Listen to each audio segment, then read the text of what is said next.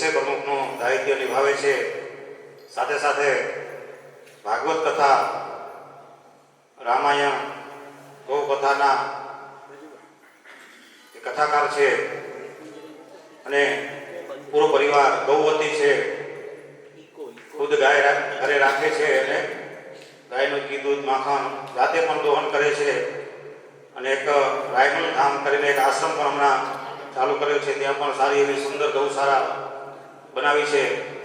વિશેષ કોઈ પણ કથાનું આમંત્રણ આવે એટલે ક્યારે રૂપિયાનો વ્યવહાર ક્યારે બોલતા નથી. કથાનું આમંત્રણ આપી આવો, જે તમને યોગ્ય લાગે એ આપી દો. ક્યારે દલીલ નહીં, વાદ નહીં, વિવાદ નહીં. એવા શાસ્ત્રી આપણે આજે ગૌ કથા પાન કરાવશે. એ પહેલાં આપણું જે રોજ આપણે વર્ગ ગીત જે ગાઈએ છીએ એ વર્ગ ગીત લખનાર અને ગાયક એ ધનેશ્વર શાસ્ત્રી છે. તમે તાલીથી આપણે વધાવી લઈએ.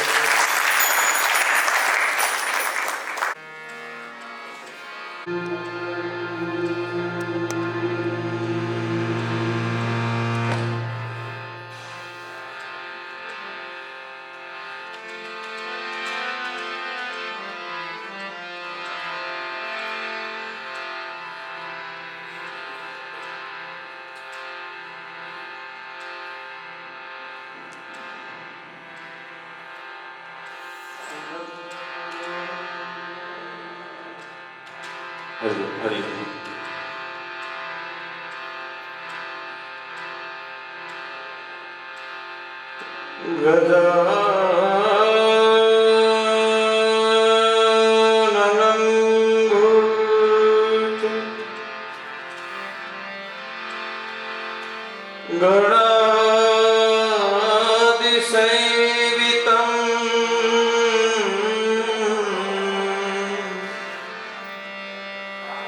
કપીચજંબુ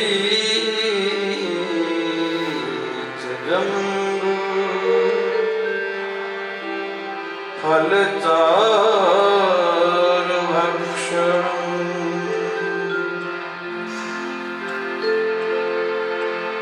ઉમાસુતં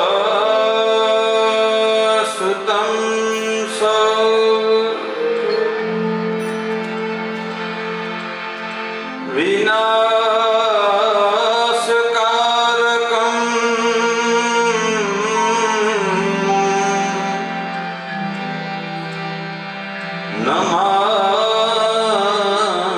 નમામિ વિઘ્નેશ્વર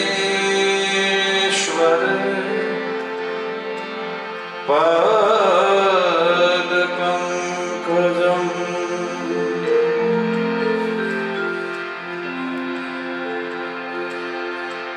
વાગર્થ વિસંવૃત્તો વાગર્થં પ્રતિપત્તયે જગત પિતરો વંદે પાર્વતી પરમેશ્વરો.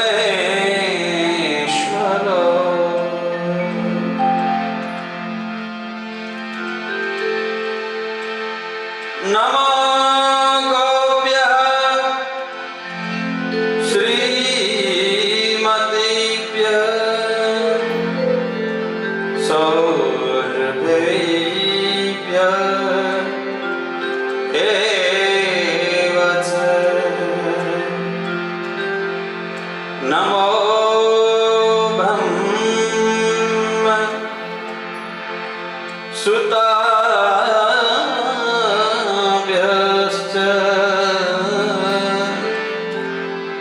પવિત્રાભ્યો નમો નમઃ. પવિત્રાભ્યો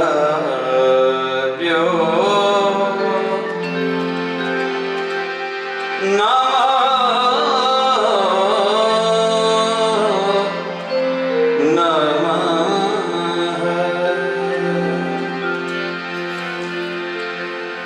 बोलिए सुरभि गौ माता की, सत्य सनातन धर्म की, कृष्ण कन्हैया लाल की, सहजानंद स्वामी महाराज की, सर्वे संत भक्तन की। नमः पार्वती पतये हर हर महादेव।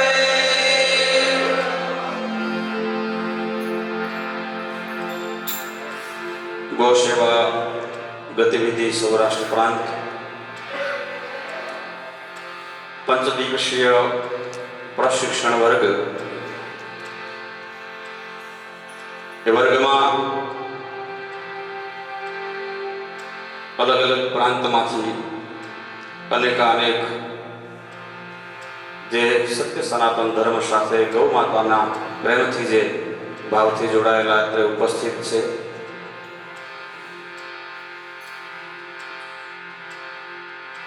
અહીંયા પરમ કૃપાળુ પરમ પિતા પરબ્રહ્મ પરમેશ્વર સહજાનંદ સ્વામી મહારાજના પરમ સાનિધ્યમાં સ્વામિનારાયણ ગુરુકુલ મધ્યે અત્રે ઉપસ્થિત પરમ શ્રદ્ધેય પરમ વંદનીય પરમ પૂજ્ય સંત શ્રી निर्गुण जीवन स्वामी जी महाराज अत्र उपस्थित परम पूज्य संत श्री पूर्ण स्वरूप स्वामी जी महाराज अने अत्र उपस्थित आप सर्वना हृदय में विराजमान परब्रह्म परमात्मा परम चैतन्य स्वरूप विद्यमान है. ये परम चैतन्य स्वरूप ने आत्म स्वरूप ने आप सर्वने अत्रे जय गौ माता जय गोपाल बधाई बोलो जय गौ माता जय गोपाल.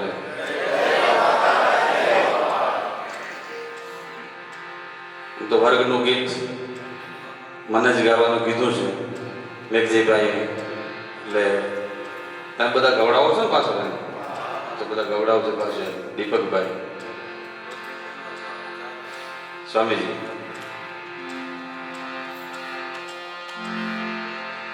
આમ તો મારે એમને બોલવાનું હતું, પણ જો સંતોનો સ્વભાવ કેવો હોય, મજા આવી. મને કે દાદા તમે કથા કરવા માટે આવ્યા છો, કથા ના પડ્યું એટલે સીધા ભગવાનના ચરણમાં આવીને બેસી ગયા. જો આપણે એટલો ફરક પડે, કથાનું નામ આવ્યું એટલે ભગવાનના ચરણમાં આવી ગયા. દાદા તમે ગાવશો? મને ગાશો ને તો તમે ગાઈને કથા કરશો તો સંગીત હશે તો મજા આવશે. તમે ભગવાનના સાનિધ્યમાં અહીંયા આપણો હોલ છે ત્યાં કરો. યાર સંતનો કેટલો સરળ સ્વભાવ છે, ખુલીને મને બતાવે આવે મોજ આવશે. એટલે મારી પાછળ બધા સંગીતનો સથવારો છે, આપણા બધાનો અવાજનો સાથ સહકાર. ભગવાનના સાનિધ્યમાં પરમાત્માના પરમ સાનિધ્યમાં બેઠા છીએ આપણે, એટલે આવો ભાવથી આપણું વર્ક. જય ઘરમાં ગાય પૂજાય ત્યાં ગોવિંદ મળવા જાય. જય ઘરમાં ગાય પૂજાય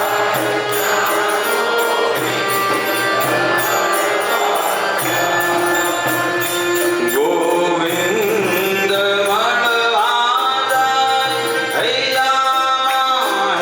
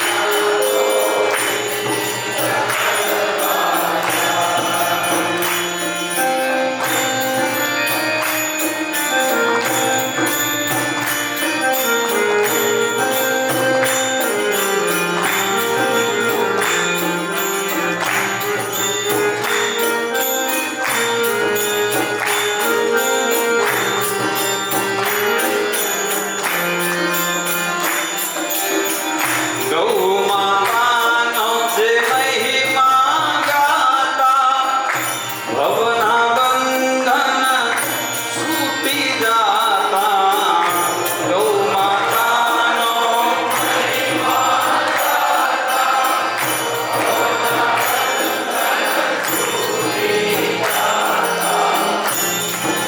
પંડિત પ્રેમથી લાગે પાય રાયમલ રહેજો સદાય સહાય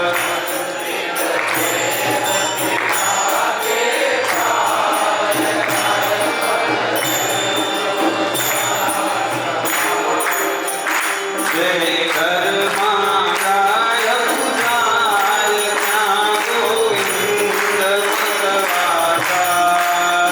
જે ઘરમાં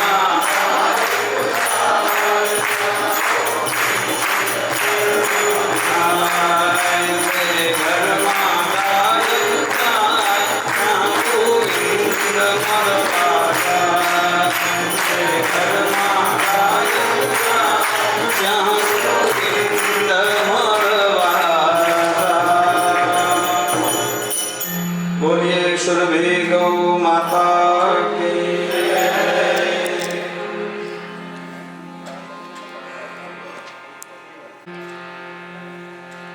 માં સરસ્વતીનું દિવ્ય પ્રધાન ભગવાનના પરમ સાનિધ્યમાં આપ બધા ખૂબ ભાગ્યશાળી છો. કારણ કે જે વિષય લઈને આપણે બધા બેઠા છીએ ગો સેવા ગતિવિધિ અને પંચદિવસીય જે આ વર્ગ આપણો છે 5 દિવસ છે ને હાલ 5 દિવસ જ થયું ને તો આ અને વર્ગ 4 દિવસના ભોજન તો 5 દિવસ જ થઈ ગયું એ ગણતરીમાં તો આવે જ સ્વામીજી ભોજન તો 5 દિવસ થઈ ગયું આપણું. હા એટલે પણ ખૂબ ભાગ્યશાળી છો. સાંપ્રત સમયમાં જો કે આપણે આજે ત્રીજો દિવસ છે ને લગભગ કે બીજો દિવસ છે ત્રીજો દિવસ છે આજે ત્રીજા દિવસમાં અનેક વક્તાઓ આજે અમે આવે ત્યારે પણ ગોપાલભાઈનો વર્ગ હતો આજે એની પછી અમે આવ્યા ત્યારે દીપકભાઈનો વર્ગ ચાલુ હતો. મારે તો બહુ કથા કરવાની છે. ઘણાનો નવો વિષય થઈ પડે. ભાગવત કથા હોય, રામકથા હોય, દેવી ભાગવતની કથા હોય. આ ગૌ કથા એક નવો વિષય છે. એટલા માટે નવો વિષય છે કે સાંપ્રત સમયમાં સમાજ જ્યાં જ્યાં ભૂલો પડે છે ને ત્યાં આવા સંતો ભક્તો આપણા ઋષિ મુનિઓ આપણને સત્ય માર્ગ દેખાડવા માટે સનાતન માર્ગ બતાવવા માટે એ આ સત્સંગના માધ્યમથી કથાના માધ્યમથી આ જીવાત્માને જગાડે છે. કથાઓ તો અનેક આપણે સાંભળીએ છીએ. ભાગવતની કથાઓ સાંભળતા હોય છે, રામકથાઓ સાંભળતા હોય છે, શિવ મહાપુરાણની કથાઓ સાંભળતા હોય છે. પણ કથાનો સાર સમજવાની જરૂર છે પ્રભુ. સાંપ્રત સમયમાં કારણ કે આગળની જે કથાઓ છે એ અત્યારે ઉપયોગી નથી એવું નહીં. ઉપયોગી છે એટલા માટે તો આપણા ઋષિ મુનિ હજારો વર્ષથી એને ગાતા આવ્યા છે અને અમે કાંઈ નવું કરવા બેઠા નથી. કોઈ ગૌ કથા છે તો કોઈ અલગ વિષય છે એવું નથી. એના એ જ શાસ્ત્રોમાંથી અમારે તમને એ દેવાનું છે કે ભાઈ આ જે સાંપ્રત સમયમાં આપણે બેઠા છીએ, હું આવ્યો ત્યારે વિષય પણ ચાલુ હતો કે અત્યારનો સ્વામીજી આ જીવાત્મા છે ને ભૌતિકતાની પાછળ બહુ દોડ મૂકી છે અને ભૌતિકતાના કારણે આપણી મૂળ જે સંસ્કૃતિ સનાતન સંસ્કૃતિ છે, સનાતન સંસ્કૃતિના વિચારો છે એને આપણે ભૂલતા જઈએ છીએ. તો સનાતન સંસ્કૃતિમાં આપણે તો આદિકાળથી માનતા આવ્યા છે. આજે મારી ચર્ચા થતી હતી એમાં એક વિષય પણ આવ્યો, વાત પણ આવી કે સનાતન સંસ્કૃતિમાં ગાયને ગાવો વિશ્વ માતર સૂત્ર શું કામ આપવામાં આવ્યું? શા માટે?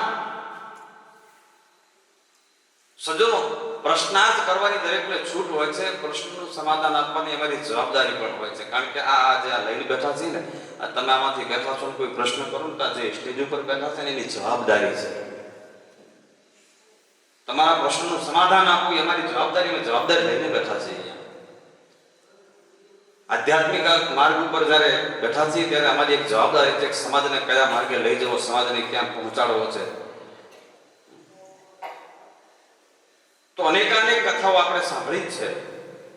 તો એમાંથી જ આ એક સંતોએ, શાસ્ત્રોએ જે વાતને સિદ્ધ કરી છે. હું ભાગવતનો વિષય લઈ, સ્વામીજી અહીંયા ઉપસ્થિત છે, આપણે બધા જાણો છો.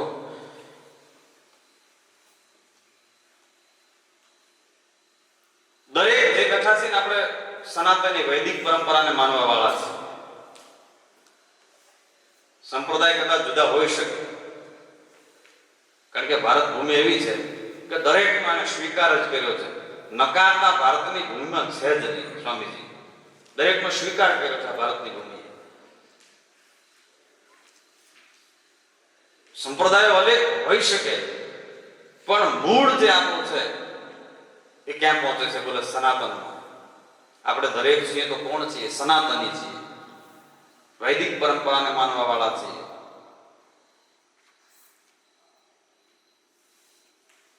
તો સનાતન વિશે શ્રીમદ ભાગવત કહે છે, ગૌ માતા વિશે શ્રીમદ ભાગવત. ગૌ માતાના તો અનેક શાસ્ત્રોમાં પ્રસંગો આવ્યા જ છે, પણ વિશિષ્ટ મારે એક કથા એ કહેવી છે. ભગવાનનું જ્યારે પ્રાગટ્ય થયું, કારણ કે પરમાત્મા પ્રગટે છે, શા માટે પ્રગટે છે? વિપ્ર દયાનુસુર સંત હિત લીન મનુજ અવતાર, નિજ ઈચ્છા નિર્મિતનો માયા ગુણ ગોપાલ. તો ભગવાન પ્રગટ થાય છે બ્રહ્મત્વને માટે, ભગવાન પ્રગટ થાય છે ગૌ માતા માટે, ભગવાન પ્રગટ થાય છે સનાતનની રક્ષા કરવા માટે. અને જ્યારે જ્યારે જોજો તમે, જેટલી વાર પરમાત્માનું પ્રાગટ્ય છે ને, એના મૂળ કારણમાં ગૌ માતા જોઈએ. ગૌ માતા કેમ કે ધરતી માતા ગાયનું રૂપ લે છે અને ભગવાનને પ્રાર્થના કરે છે. અરે ધરતી એ જ ગાય છે, ગાય એ જ ધરતી છે. ઘણી બધી વાતો કરવી છે, પણ મારે એક વાત કરવી છે ભગવાનના પ્રાગટ્યની. કે કૃષ્ણ પરમાત્માનું પ્રાગટ્ય થયું. ભગવાનના પ્રાગટ્ય પછી પરમાત્માને વસુદેવજી મહારાજ ત્યાં ગોકુળમાં મૂકી આવ્યા છે. ગોકુળમાંથી યોગ માયાને લઈને પરત આવ્યા. કંસને ખબર પડે છે, અને કંસ જ્યારે યોગ માયાને મારવા જતો, યોગ માયા છટકી ગઈ અને એટલું કહેતી કે તારો જે કાળ છે એ સલામત જગ્યાએ પહોંચી ગયો છે, જન્મી ચૂક્યો છે. પણ એ પછીની ઘટના બહુ સમજવા જેવી છે. એની પછી કંસે ભાગવતમાં સ્પષ્ટ લખ્યું છે, કંસે આવીને દેવકી પાસે માફી માંગી છે, વસુદેવની પાસે માફી માંગી છે, બંને કેદમાંથી મુક્ત કર્યા છે. પણ એ એક બાજુ કેદમાંથી મુક્ત કર્યા પછી પાછી સભા ભરે છે. સભામાં જ્યારે બેઠો હોય છે ત્યારે એના મંત્રી છે, એની આજુબાજુ જે પણ એનું મંત્રીમંડળ છે એને એકત્રિત કરે છે અને ચર્ચા કરે છે કે ભાઈ દેવવાણી ખોટી ન હોય. એમાં દેવવાણીએ કહ્યું છે, યોગમાયા આકાશવાણી કરીને પણ કહી ગઈ છે કે મારો આત્મો જન્મી ચૂક્યો છે, શું કરવાનું? એની સભામાં જે વાત થાય છે ને એ સમજવા જેવી છે. આ કંસની સભામાં જે ચર્ચા થાય છે સમજવા જેવી છે.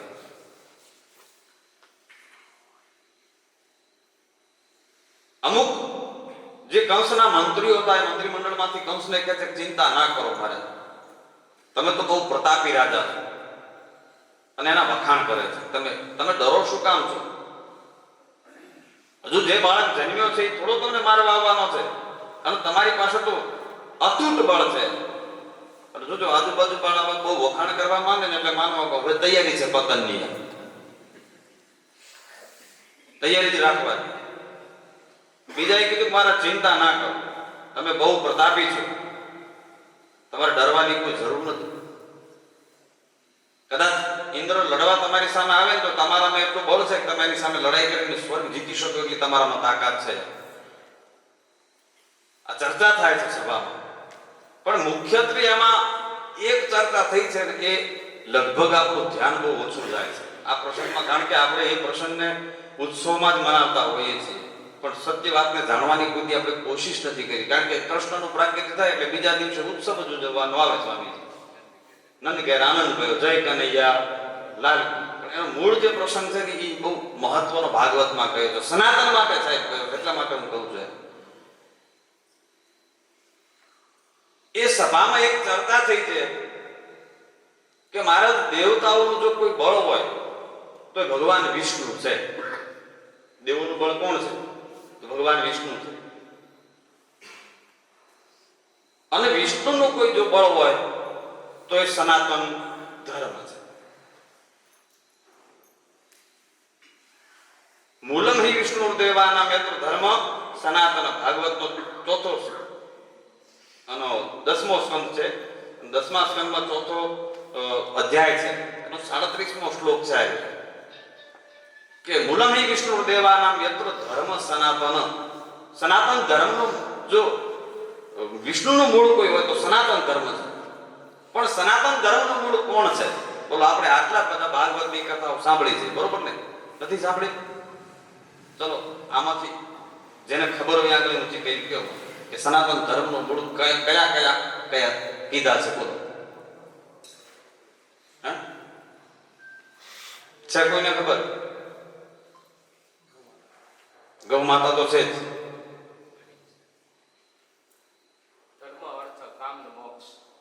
એ તો પુરુષાર્થ છે. પણ ભાગવતમાં જે 4 અંગ સનાતન ધર્મના મુખ્ય કયા છે? ભાગવતના આધારે હું કહું છું, ભાગવતના આધારે પૂછું છું કે સનાતન ધર્મના મૂળ કયા છે? મૂળ આ સનાતન ધર્મના 4 મૂળ ભાગવતમાં કયા છે?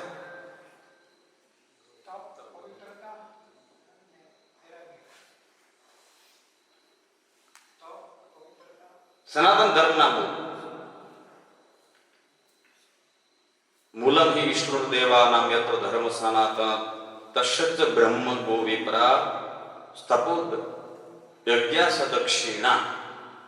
તો આખો શ્લોક સાંભળજો, હું અધ્યાય સહિત કહું છું અને અભ્યાસ કરવા જેવા વસ્તુ છે. અને સનાતન ધર્મમાં જેટલા આપણે બેઠા છીએ ને સાહેબ, આપણે સનાતનની ગણાવતા હોઈએ ને તો એના માટે તો ઉત્તમ શ્લોક છે.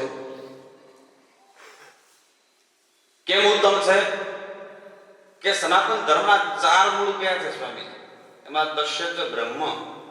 બ્રહ્મ એટલે વેદ. સનાતન ધર્મનું મૂળ શું છે? વેદ છે. કારણ કે જેટલા તમે કહો ભાઈ ધર્મ અર્થ કામ અને મોક્ષ કયા, આપણે તપ, સ્વામીજી અહિંસા, આ બધા જ શામાં આવે? વેદમાં આવી છે. વેદથી બહાર કોઈ વસ્તુ કરી સ્વામીજી? કોઈ વસ્તુ નથી, બધી જ વસ્તુ વેદમાં આવી ગઈ. તસ્ય બ્રહ્મ. બ્રહ્મ એટલે વેદ. ગો, ગૌ માતા શામાં છે? બોલે સનાતન ધર્મના મૂળમાં છે. બેગજીભાઈએ કીધું કે ગૌ માતા, બિલકુલ સત્ય વસ્તુ છે. સનાતન ધર્મનું મૂળ છે ગૌ માતા. વિપ્ર જે વેદને જાણે છે, બ્રાહ્મણ છે. પણ કેવો બ્રાહ્મણ છે? સનાતનને જાણે છે.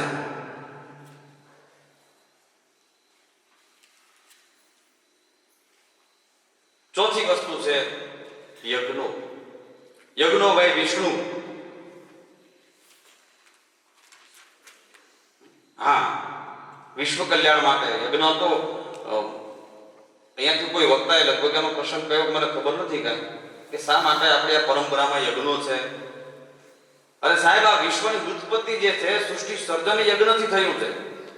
યજ્ઞ એટલે કાંઈ ખાલી લાકડા અંગ પ્રગટાવીને સ્વાહા સ્વાહા કરવા માટેની વસ્તુ નથી. વિશ્વની ઉત્પત્તિ કઈ રીતે થઈ એનું જ્ઞાન વિજ્ઞાન એમાં રહેલું છે.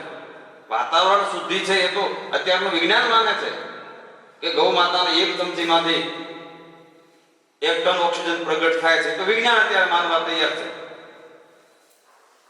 પણ આ 4 વસ્તુ સનાતન ધર્મના મૂળ કયા છે?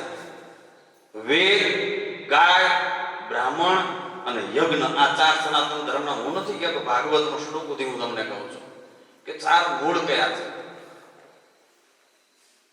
આપણે સનાતની કેવડાવતા હોઈએ આપણી જાતને, આપણે તો અત્યારે સનાતન ધર્મની રક્ષા કરવી હોય તો શું કરવાનું કયો?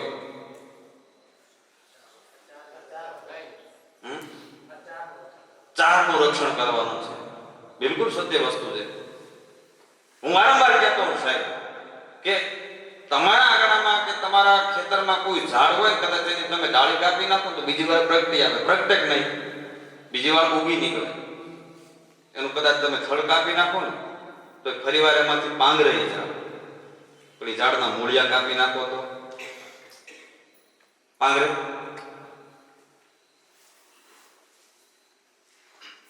આ ભારતની ભૂમિ કોની ભૂમિ છે?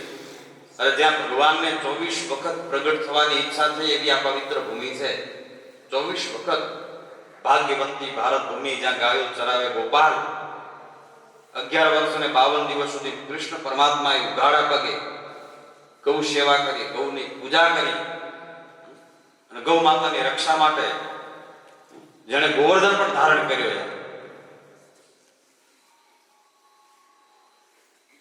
એ આ પવિત્ર ભૂમિમાં ગૌ રક્ષા, ગૌ ધન એ મુખ્ય ધન હતું. બાકી બધા ધન ગૌણ હતા સાહેબ. જેટલા પણ ધન છે દીપકભાઈ, એ વખતમાં ગૌણ હતા. મુખ્યત્વે જો કોઈ ધન આપણું સનાતન ભૂમિમાં હતું તો કયું હતું? ગૌધન હતું. ગૌધન, ગજધન, રાજધન, ઓર રતનધન, ખાણ. તો એમાં પહેલો શબ્દ ગૌધન આવ્યો છે. ગૌધન ભારત ભૂમિનું મુખ્ય ધન કહેવાતું. અને જે રાજાની પાસે ગૌધન વધારે હોય એ પ્રતિષ્ઠિત રાજા કહેવાય. એની પ્રતિષ્ઠા વિશિષ્ટ હોતી, એની પાસે ગૌધન વધારે છે. ભગવાન નંદ બાબાને ત્યાં પહોંચી ગયા. શા માટે પહોંચ્યા? પ્રજ્ઞા વસુદેવને ત્યાં પણ પહોંચ્યા ક્યાં? ગોકુળમાં. નવલખ ધેનું નંદ બાબાને દૂજે. દૂજણી નવલાખ હતી, બીજી કેટલી હશે તો વિચાર કરો. એટલી તો દૂજણી હતી, તો બીજી ગૌ માતા એમની જોડે કેટલી હશે એ વખત? અરે ભગવાનને આવવું પડે એટલા માટે આજે આ ગીત ગાયું છે ને કે જે ઘરમાં ગાય પૂજાય ત્યાં ગોવિંદ મળવા જાય. કૃષ્ણ પરમાત્માને આવવાની ઈચ્છા થાય છે, ભગવાનને આપણા ઘરે આવવાની ઈચ્છા થાય છે, પણ એ જોવે છે કે મારી ગાય ત્યાં છે કે નહીં. પરમાત્મા જોવે છે. ગાય વિના ગતિ નથી ગાય, અને ગાય વિના મુક્તિ એ નથી. આપણા ઋષિ મુનિ દીર્ઘ દ્રષ્ટા હતા સાહેબ. શા માટે આટલી બધી 84 લાખ યોનિનું વર્ણન છે આપણા શાસ્ત્રોમાં. અનેક અનેક જીવ જંતુ પશુ પંખી પ્રાણી છે, પણ એક ગાયને જ માતા કેમ કીધી ભાઈ? તુલસીને જ માતા શું કામ કીધી ભાઈ? અનેક અનેક કારણો છે. એમને એમ નહીં ખાલી ધર્મની સાથે જોડી અને એને પગે લાગવા માટે નથી કીધું ભાઈ. આ ભાગવતમાં સનાતન ધર્મને મૂળમાં ગૌ માતાને મૂકે છે. સનાતન ધર્મનું મૂળ ગૌ માતા છે. શા માટે? આપણે તો ખાલી ડોકી હલાવી ભાગવતની અને દર્શન કરીને આવતા રહીએ છીએ, કોઈ પૂછ્યું નથી ભાઈ. આવા વિષયો કોઈ આપણે સમાજને આપ્યા જ નથી. અને સનાતન ધર્મની રક્ષા કરવી હશે ખાલી મંજીરા વગાડવાથી, ખાલી કથાઓથી નહીં થાય પ્રભુ. એના માટે આ સનાતન કાર્યો કરવા પડશે સાહેબ.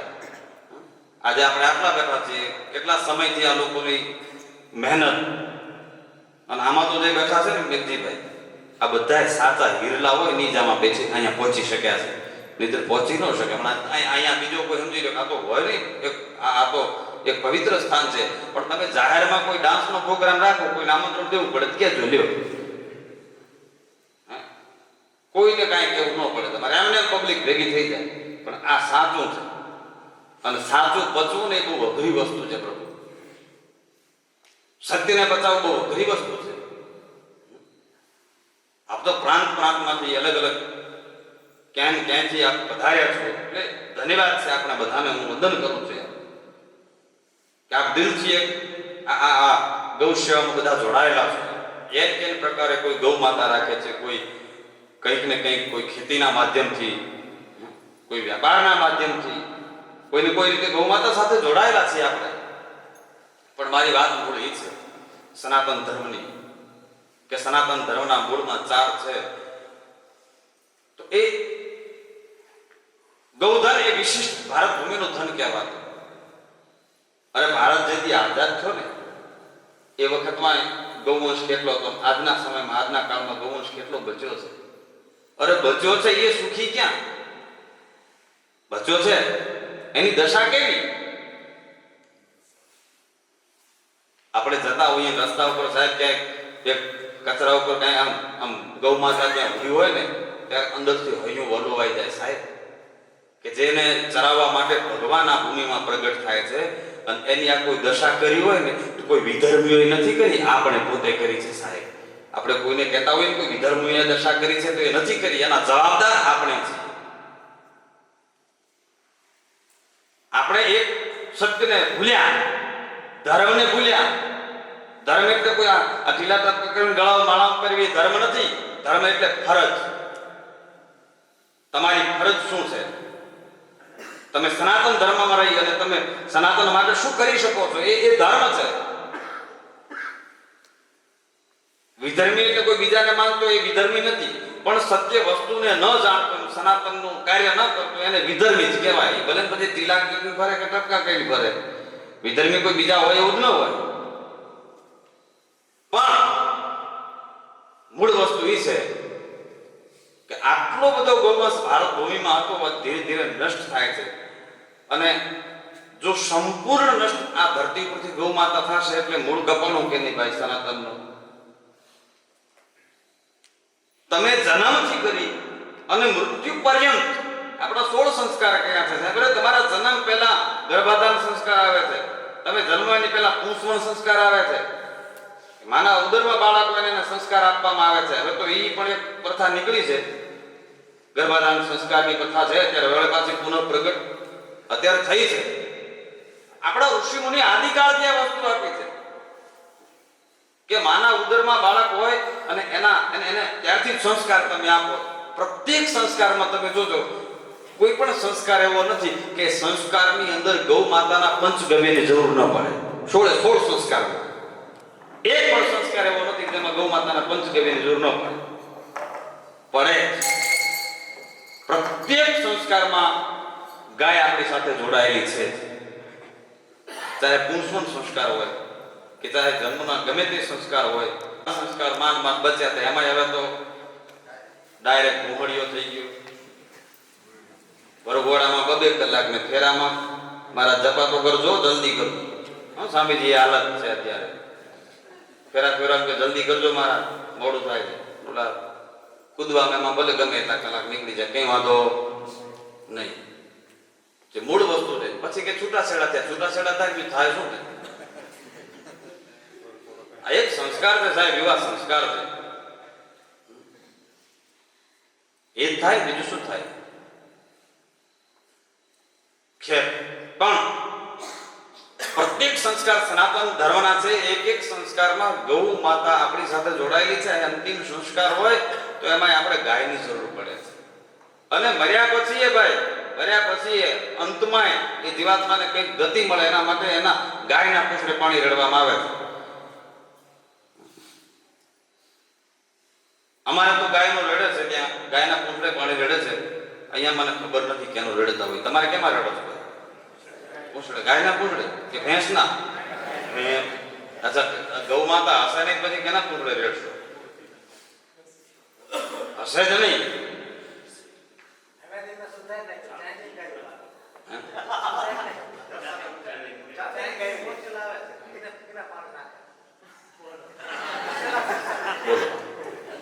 આમાં સંસ્કાર જ ક્યાં?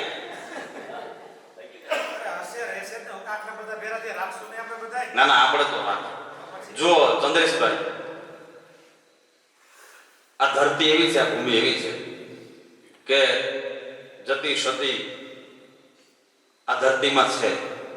સનાતન ધર્મનો નાશ નથી, એ વસ્તુ ધ્યાનમાં રાખજો. કારણ કે સત્ય વસ્તુનો કોઈ નાશ થાય જ નથી. પણ સાંપ્રત સમયમાં જે દ્રશ્ય તમે હું જોઈ રહ્યા છીએ એ દ્રશ્યને આપણે કઈ રીતે જોવું એની જવાબદારી કોની છે? એને હાચવવા વાળો તો સાંપ્રત સમયનો જ વ્યક્તિ જોશે. કોઈ ભગવાનની આશા રાખીને આપણે થોડું તરત બેસવાનું છે. ભગવાને તો વચન આપ્યું છે હું કલયુગના અંતમાં પ્રગટ થઈશ. પણ કલયુગ છે 4,32,000 વર્ષનો અંતમાં સંધ્યા સમય પ્રગટ થવાનું છે. અત્યારે તો જો કંઈક 5,500 વર્ષ થયા ને સ્વામી, એટલા ત્યાં થતો બી જવાબદારી કોની? અત્યારે એની રક્ષણની જવાબદારી ભગવાને આ બેઠા એની જ આપી છે, આ બેઠા એની જવાબદારી છે, આપણી જ જવાબદારી છે.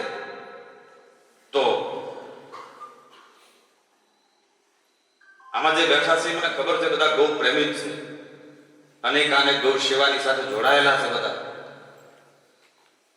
અને હું જે વાત કરી રહ્યો છું ને ભાઈ,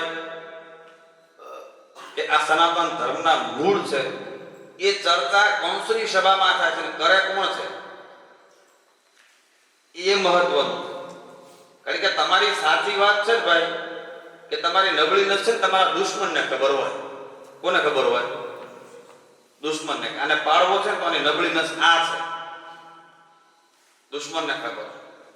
તો સનાતન ધર્મના જે વિધર્મી કહેવાય, કે સનાતન ધર્મના વિરોધી લોકો વાત કરે છે કંસની સભામાં, એના દૈત્યોના રાક્ષસો વાત કરે છે કે સનાતન ધર્મને નષ્ટ કરવો હોય તો આ ચારને નષ્ટ કરો, એની મેળે બધું નષ્ટ થઈ જશે. આ દૈત્યો વાત કરે છે. ભાગવતમાં સ્પષ્ટ લખ્યું છે કે રાક્ષસો વાત કરે છે કે આ ચારને નષ્ટ કરો. આજ એ જ ઘટના ઘટી રહી છે. સભા બદલાઈ ગયો કદાચ, પણ કે આનાથી કઈ જુદું નથી. સભા તો આ છૂટ કોણ આપે છે? ગાયની કતલની, ગૌ હત્યા કરવાની છૂટ કોણે આપી? સરકારે આપી કે આપણે આપી? તો આ હત્યાની હા પાડવા વાળા દૈત્યો કહેવાય કે એને શું કહેવાય? કયો મને કયો, એને શું કહેવાના ભાઈ? ગૌ હત્યાની સાહેબ હા પાડવા વાળો વ્યક્તિ છે ને, એ સભા કંસની છે, એ સભા બીજી કોઈ હોય જ ન શકે સાહેબ.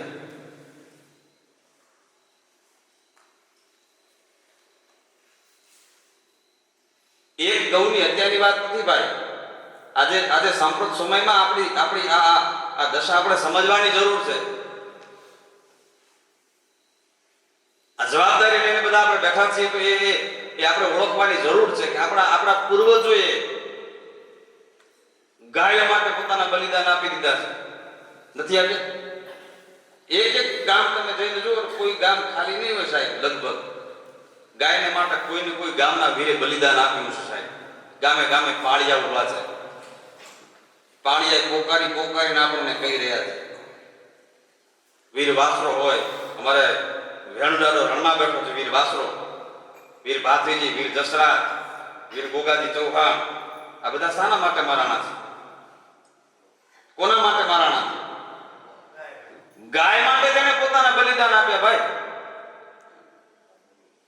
વીર વાસરો તો આમ ચોરીના એક ફેરો ફર્યો હતો, અને જ્યાં હાકલ પડી ગાયો માટે, કોઈ ગાયને બચાવજો, કોઈની ગાયને બચાવજો. રતન ઘોડી પર સાહેબ ફેરા ફરવા વાળો વરરાજા, જેના હાથમાં મીઠણ બાંધેલા છે, હાથમાં તલવાર છે, અને પીઠી વાળો જેનો અંગ છે, એ વ્યક્તિ સાહેબ ગાયો માટે એ ઘરની ઘરવાળીનો એક જ ફેરો હજુ ફર્યો છે, અને ગાય માટે જઈને જે પોતાના પ્રાણની આહુતિ આપી હશે.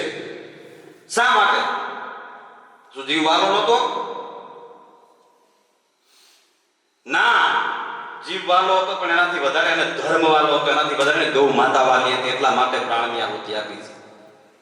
ગાયની રક્ષા કરવી છે, મારા ધર્મની મારે રક્ષા કરવી છે, સનાતન ધર્મની રક્ષા કરવી છે, એટલા માટે પ્રાણની આહુતિ આપી છે.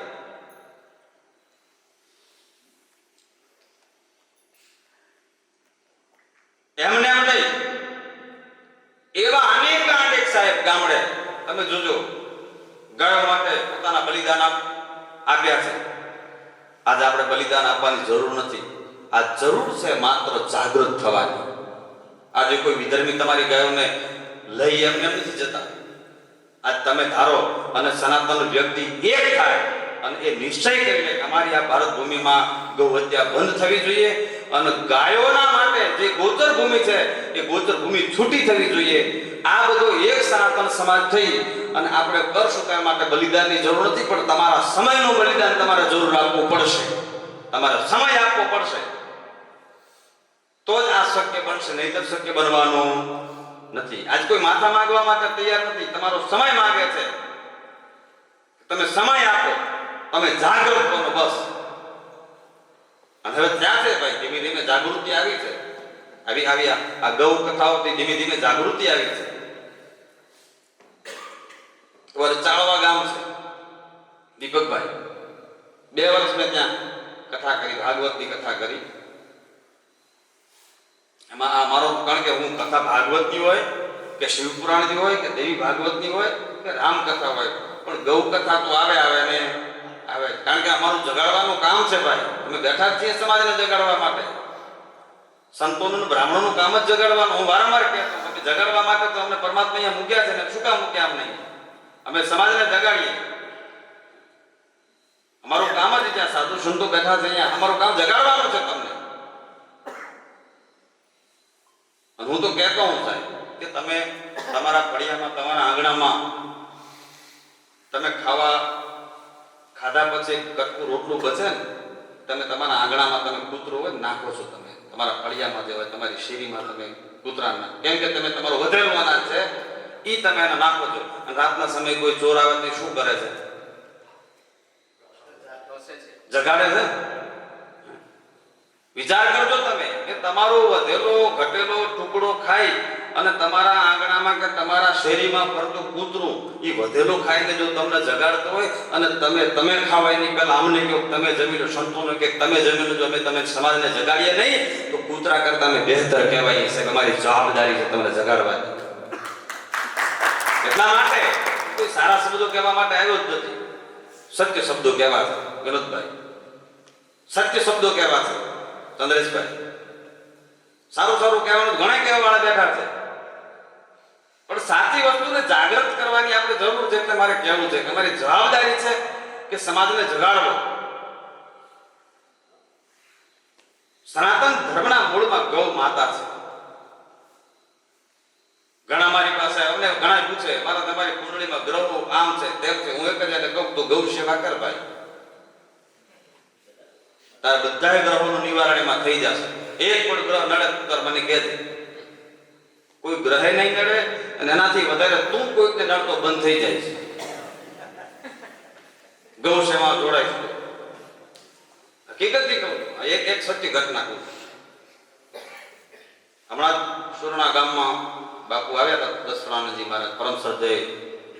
આપણે જેમ ગીતમાં પણ નામ લઈએ છીએ પથમેળા ગૌધામ, એ પરમ શ્રદ્ધેય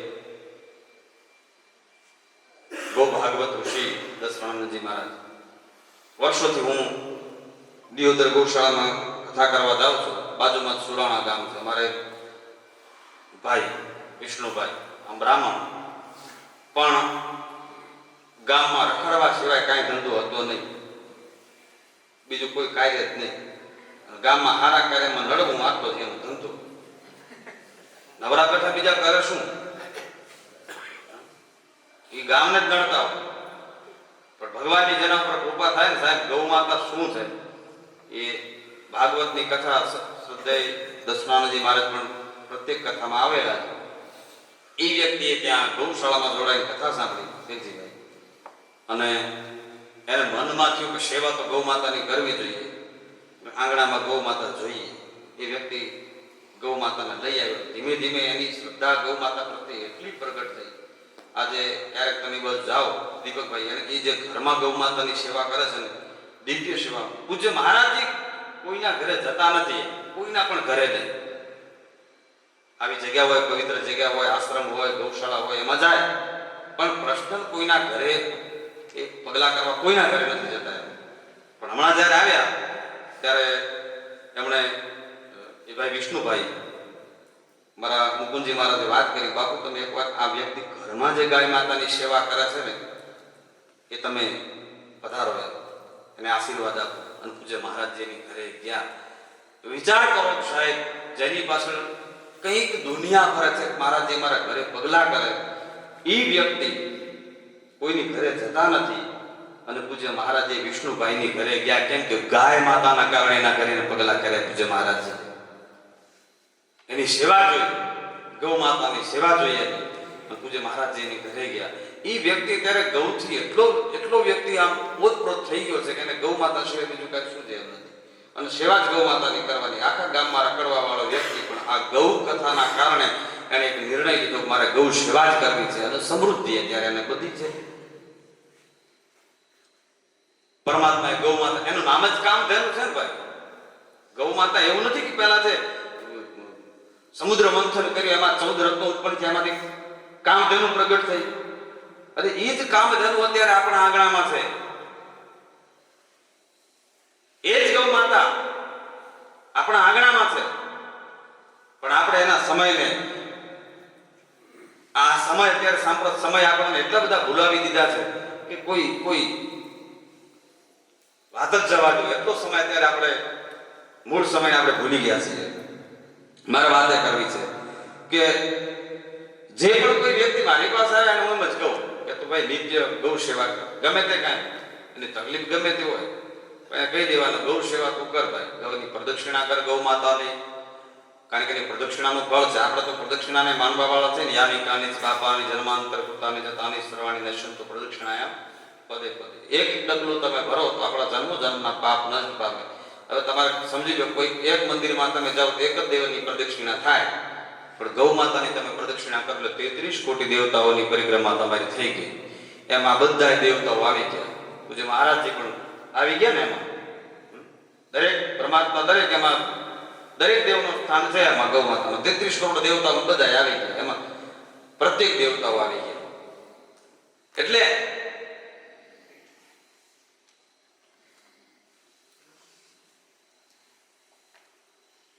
મૂળ વિષય આપણો એ છે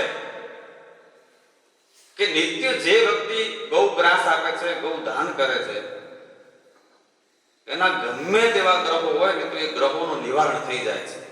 એ નિશ્ચિત વસ્તુ છે. કોઈ એમ કહેતો હોય કે લખેલા લેખ લલાટના મટે નહીં, પણ સજ્જનો હું સ્પષ્ટ કહી શકું છું, મહારાજ જે સંતો બેઠા છે સ્પષ્ટ કહી શકું છું, તમારા ગમે એવા ગ્રહો તમારા કદાચ વિધાતાએ લખ્યા હોય, પણ તમે એકવાર ગાયની સેવા તન મન ધનથી કરો અને સ્વાર્થ વિના તમે ગૌ સેવા કરો, તમારા લેખ ન મિટાવી નાખે. મને બ્રાહ્મણ ન કહેતા સાહેબ, તમારા લખેલા લેખ મિટાવવાની તાકાત ગૌ માતામાં છે. તમે મનોકામના જે કરો એ કામના તમારી ગૌ માતા પરિપૂર્ણ કરે છે. આ તો સ્પષ્ટ વસ્તુ છે. અને અનુભવની વાત કરું છું, એમને નથી કહેતો ભાઈ અનુભવ વિનાની કોઈ મારી વાત હશે જ નહીં. બિલકુલ અનુભવની જ વાત કરું છું.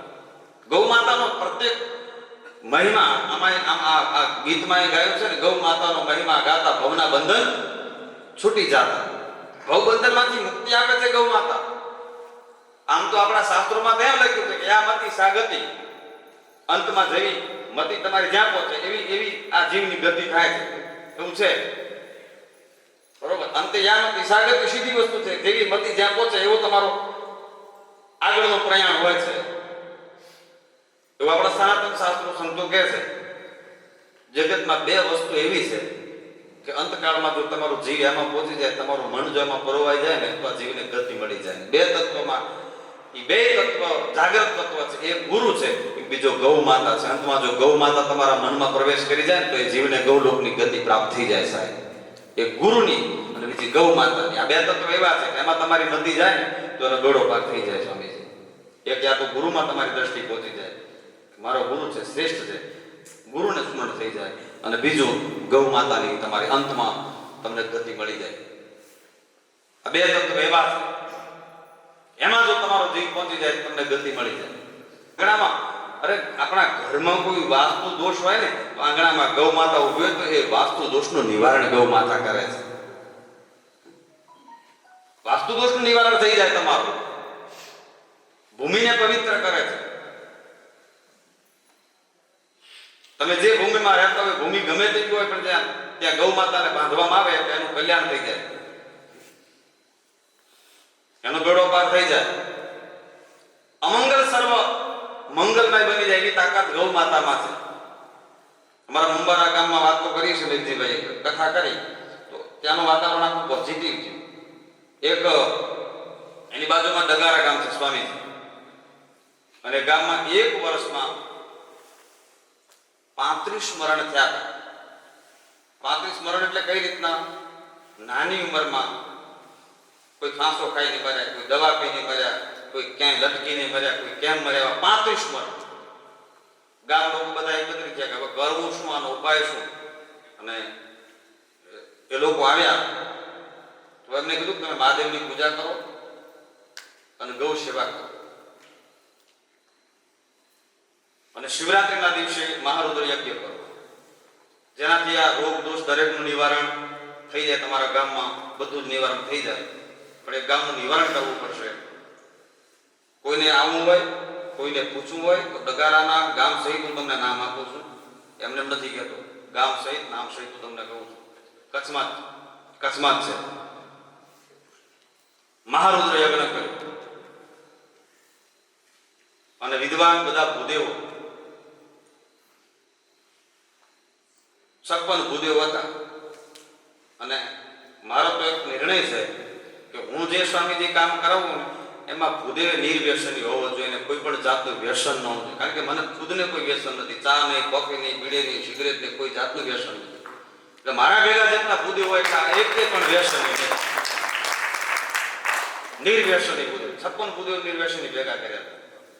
હા, અને ગાયના ઘીથી પંચગવ્યથી આખો તમે આવ્યા હતા એમાં સાંભળે આવ્યા નથી એમાં લગભગ દીપકભાઈ નતા આવ્યા. દીપકભાઈ એ યજ્ઞ કર્યો અને એ પૂજ્ય મહારાજજીની પ્રેરણાથી મહારાજજીએ પણ પ્રેરણા કરી હતી દસરાનજી મહારાજે કે તમે ગૌ માતા રાખજો. એનું શૂટિંગ છે, કદાચ એ લોકો જોડે તમે જોજો. એ મહારુદ્ર યજ્ઞ કર્યો અને મહારાજજી ગામને આખું તોરણ 9 બાજુ આખા ગામને ખાલી કરાવ્યું અને ગામની પરિક્રમા કરી. પંચગવ્યથી પરિક્રમા, આખા ગામને જે ધારવણી આપી ને એ પંચગવ્યથી ધારવણી આપી. પંચગવ્ય એકત્રિત કરીને આખા ગામની ધારવણી આપી અને આખા ગામની પરિક્રમા કરી 12:39 મિનિટે જે અભિજીત મુહૂર્ત કહેવાય એમાં પ્રવેશ કર્યો. જો ઘટના બને ત્યાં સત્ય ઘટના હું કહું છું, તમારા ગામમાં આવીને પૂછવાની છૂટ છે તમને. મારા કચ્છવાળા ત્યાં નિલેશભાઈની બધા બેઠા છે, શૈલેષભાઈની, પણ તોય છૂટ છે. 12:39 બરોબર અમે મહારાજજી એ તોરણમાં પ્રવેશ કર્યો, પણ સૌથી જ્યારે પરિક્રમા કરી તો આગળ 5 ગૌ માતાને રાખી. આગળ ગૌ માતા, પંચગવ્ય અને પાછળ આખું ગામ. અને પ્રવેશ પહેલો જ્યારે ગામમાં પહેલો પ્રવેશ કરાવ્યો ત્યારે સૌથી પહેલી 5 ગાયોને પ્રવેશ કરાવ્યો. આ બાજુ દીપકભાઈ 5 ગાયોનો પ્રવેશ કરાવ્યો અને ગામની જે ગાયો હતી વથાણમાં હતી ત્યાં 5 ગાયો એકી સાથે વિયાણી. 5 ગાયો, આ કદાચ પહેલો દાખલો એવો હશે, 5 ગાયો એકી સાથે વિયાણી. એ જ સમયે જે સમયે ગામમાં પ્રવેશ કરાવ્યો એક ગાયને તો 2 વાછડા હતા મહારાજ. આ 2 વાછડા સાથે ગાય માતાએ નંદીને વાસણને પ્રગટ કર્યા. 3 દિવસનો યજ્ઞ થયો. યજ્ઞશાળાની આગળ બિલકુલ પંચ ગૌ માતા હતી. પંચ ગૌ માતાની નિત્ય પૂજા અને ગાય ત્યાં બિલકુલ યજ્ઞશાળાની બાજુમાં ગૌ માતા રાખેલી, કારણ કે ગૌ માતાની સાક્ષી યજ્ઞ કર્યો. આ શિવરાત્રીને 3 વર્ષ થાય છે. 3 વર્ષમાં હજુ સુધી એક પણ ઘટના એવી ગામમાં નથી ઘટી. આ 3 વર્ષ થાય છે, નહીંતર એક વર્ષમાં 35 ઘટના ઘટી હતી સાહેબ. આ 3 વર્ષ થાય છે, હજુ સુધી એવી અઘટિત ઘટના એક ગામમાં એક પણ ઘટી નથી. આ ઉર્જા કોણ આપે છે સાહેબ? આ તાકાત ગૌ માતામાં છે. ધ્યાનથી સાંભળજો. તાકાત ગૌ માતાની છે કે જ્યાં નેગેટિવ વાતાવરણ હોય ને એને પોઝિટિવ વાતાવરણ કરવાનું કામ કોઈ હોય તો એ ગૌ માતાનું છે. આ ધરતીની એટલે આપણે કોઈ મરી જાય તો ચોખ્ખો એના છાણનો એટલા માટે કરે છે કે એના છાણમાં એટલી પોઝિટિવિટી છે. એ તાકાત છે. આપણા ઋષિઓ પરમ વૈજ્ઞાનિક હતા, વૈજ્ઞાનિક નહીં, પરમ વૈજ્ઞાનિક હતા. એમની જે દિવ્ય દ્રષ્ટિ, એમની દીર્ઘ દ્રષ્ટિ હતી કે સમાજને સુખી કઈ રીતે રાખવો, આ સમાજને સ્વસ્થ કઈ રીતે રાખવો, આ સમાજને તન મનથી શુદ્ધ કઈ રીતે રાખવો, એ ઋષિઓ જાણતા હતા. એટલે આપણે સનાતન ધર્મની સાથે એને ગૌ માતાને જોડી દીધી કે આ ધર્મની સાથે જોડાયેલી હશે તો ગૌ માતા એની રક્ષા થશે અને ધર્મની સાથે લોકો એની ઉપાસના પૂજા કરશે. આપણા માટે આ ઋષિએ આ બધું પ્રગટ કર્યું. આંગણામાં તુલસીની પૂજા કરવાની. શું એમને તુલસીની પૂજા કરવાની છે ભાઈ? શું કામ તુલસીની પૂજા કરવાની? કોઈ પ્રશ્ન તો કરતા જ નથી. આપણે તો તે કર્યું મેં કર્યું. હું ઘણી વાર કહેતો સ્વામીજી દ્રષ્ટાંત. એક ગામમાં બાપા થઈ ગયા. એ બાપાને રોજની ટેવ કે જમી લે ને એટલે સળીનો આટલો ટુકડો લઈ અને દાંત પોતે અને એવી ટેવ દાંત સાફ કરે. એટલે બાપા રજા લઈ ગયા, મરી ગયા. એટલું સૈયાદાન આપે ને એ સૈયાદાનનો ઓલા છોકરાએ કીધું મારા બાપાને કોતરવાની ટેવ હતી એટલે સળીનો ટુકડો બાકી ન રહી જાય. એ સૈયાદાનમાં સળીનો ટુકડો પેલા આજુબાજુથી ગામડામાંથી કોઈ તેના જે સગા સંબંધી નાતી લાવ્યા હોય એટલે એણે જો કે આપણો સળીનો ટુકડામાં પડ્યો છે, બરોબર ને? સળીનો કોઈએ પૂછ્યું નહીં શું કામ મૂક્યો છે, જોયું. બીજા ગામમાં કંઈક બાપા મરી ગયા છે એમાં સુયાદાર કરે, બોલે સળીનો ટુકડો મૂક્યો તો આપણો ટુકડો શું કામ મૂકે? આપણે દાંતણ મૂકો ને, દાંતણ મૂકીએ ત્યાં સગા સંબંધી ભેગા ત્યારે બીજા જો કે દાંતણ આવડો ટુકડો શું કામ કે આપણે મૂકો ને, વેલણ મૂકો ને, કે કોઈએ પૂછતા નથી કે આ સળીનો ટુકડો શું કામ મૂક્યો, પણ દેખા દેખીમાં એ દાંતણથી કરીને છે વેલણ સુધી પહોંચ્યું. પૂછ્યું કોઈએ ને કે શું કામ મૂક્યું છે? બોલો, આપણી હાલત બિલકુલ આવી છે કે આપણે પૂછતા નથી અને પૂછવું જરૂરી છે. શા માટે? અરે સાહેબ, ગૌ માતા છે ને, જેમ આ પંચ તત્વ આપણા જે છે એ પંચ તત્વનો આ દેહ બન્યો છે. જળ, પૃથ્વી, તેજ, જે પંચ મહાભૂત આપણે કહીએ છીએ, પંચ તત્વ કહીએ છીએ. આકાશ તત્વ છે, અગ્નિ તત્વ છે, વાયુ તત્વ છે, જળ તત્વ છે અને પૃથ્વી તત્વ છે. આ પંચ તત્વથી આ દેહનું નિર્માણ થયું છે. એ પંચે તત્વના સ્વરૂપો પણ કયા છે? એમાં બે સ્વરૂપો તમને કહીશ. ગાય ને પૃથ્વીને શું નાતો છે? અરે ગાય એ જ પૃથ્વી છે, પૃથ્વી એ જ ગાય માતા છે. એ પૃથ્વી તત્વનું મૂળ જે સ્વરૂપ છે ને એ જ ગૌ માતા છે. એમ અગ્નિ તત્વ જે છે એ અગ્નિ તત્વનું સ્વરૂપ કયું છે? તુલસી છે. તુલસી આપણા આંગણામાં શું કામ રાખીએ છીએ? ઔષધીયોના ગુણ છે. વધારે પડતો તો આ લોકો જે આયુર્વેદને જાણવા વાળાને ખબર હશે કે તુલસીના શું ગુણ છે, અને બધાને ખબર હશે અગ્નિ તત્વનું સ્વરૂપ છે તુલસી. પ્રભુ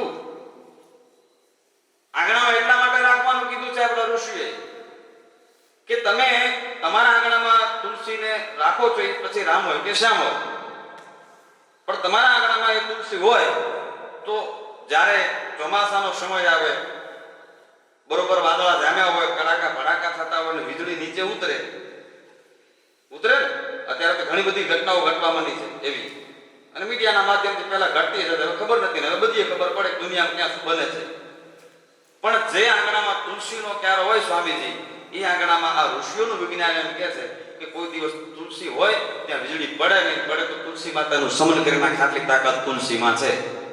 તુલસીનો જ્યાં ક્યારો હોય ત્યાં વીજળી ન પડે, આ તાકાત છે. કેમ કે એ તુલસી અગ્નિનું પણ સમાન કરે છે, વિદ્યુતનું સમાન કરે છે, એટલી તાકાત એમાં છે. વીજળી ન પડે પ્રભુ. અને મેં તો પ્રત્યક્ષ હમણાં દાખલો જોયા છે મારા જ આશ્રમમાં. આ વખતે આપણો વરસાદ હતો ને ત્યારે બિલકુલ ત્યાં વીજળી પડી હતી. આપણે જે ગૌશાળા મારી પાછળ જે પંખીઓ માટે બનાવેલું છે સ્વામીજી, આમ તડાકા બોલતા હતો અંદર. હા, બિલકુલ તડાકા બોલતા હતા. તડાકો એવો છો કે અમારે કામ કરતા હતા આજુબાજુમાં, એમાં એક જણનું છટકી ગયું, બિચારાનું મગજ છટકી ગયું, અને લઈને પાછા મારી પાસે આવે કે આનું કાંઈક છટકી ગયું કરો. મેં અમે શું કરું કે ગૌ માતાને પગે લગાડો, આ બીજો કડાકો કરો, વળે ઠેકાણે આવે. કારણ કે એવું ને એવું કાંઈ થાય તો ઠેકાણે આવે, એમને એમ તો આવે. એટલે કાંઈ થયું નહીં, એનું એક જ માત્ર કારણ, નહીતર ભડકા થતા હતા નીચે ત્યાં, પણ કાંઈ થયું નહીં. એનું કારણ ત્યાં બિલકુલ આપણા આશ્રમની આગળ પણ તુલસી અને પાછળ પણ તુલસીના એ ઝાડ છે. એમ આપણા આંગણામાં ગૌ માતાને રાખવાનું કીધું છે. શું કામ? અરે અનેક આપણા રોગ દોષનું નિવારણ ગૌ માતા કરે છે. પ્રભુ આપણા ઋષિઓ વિજ્ઞાની હતા, પરમ વિજ્ઞાની હતા.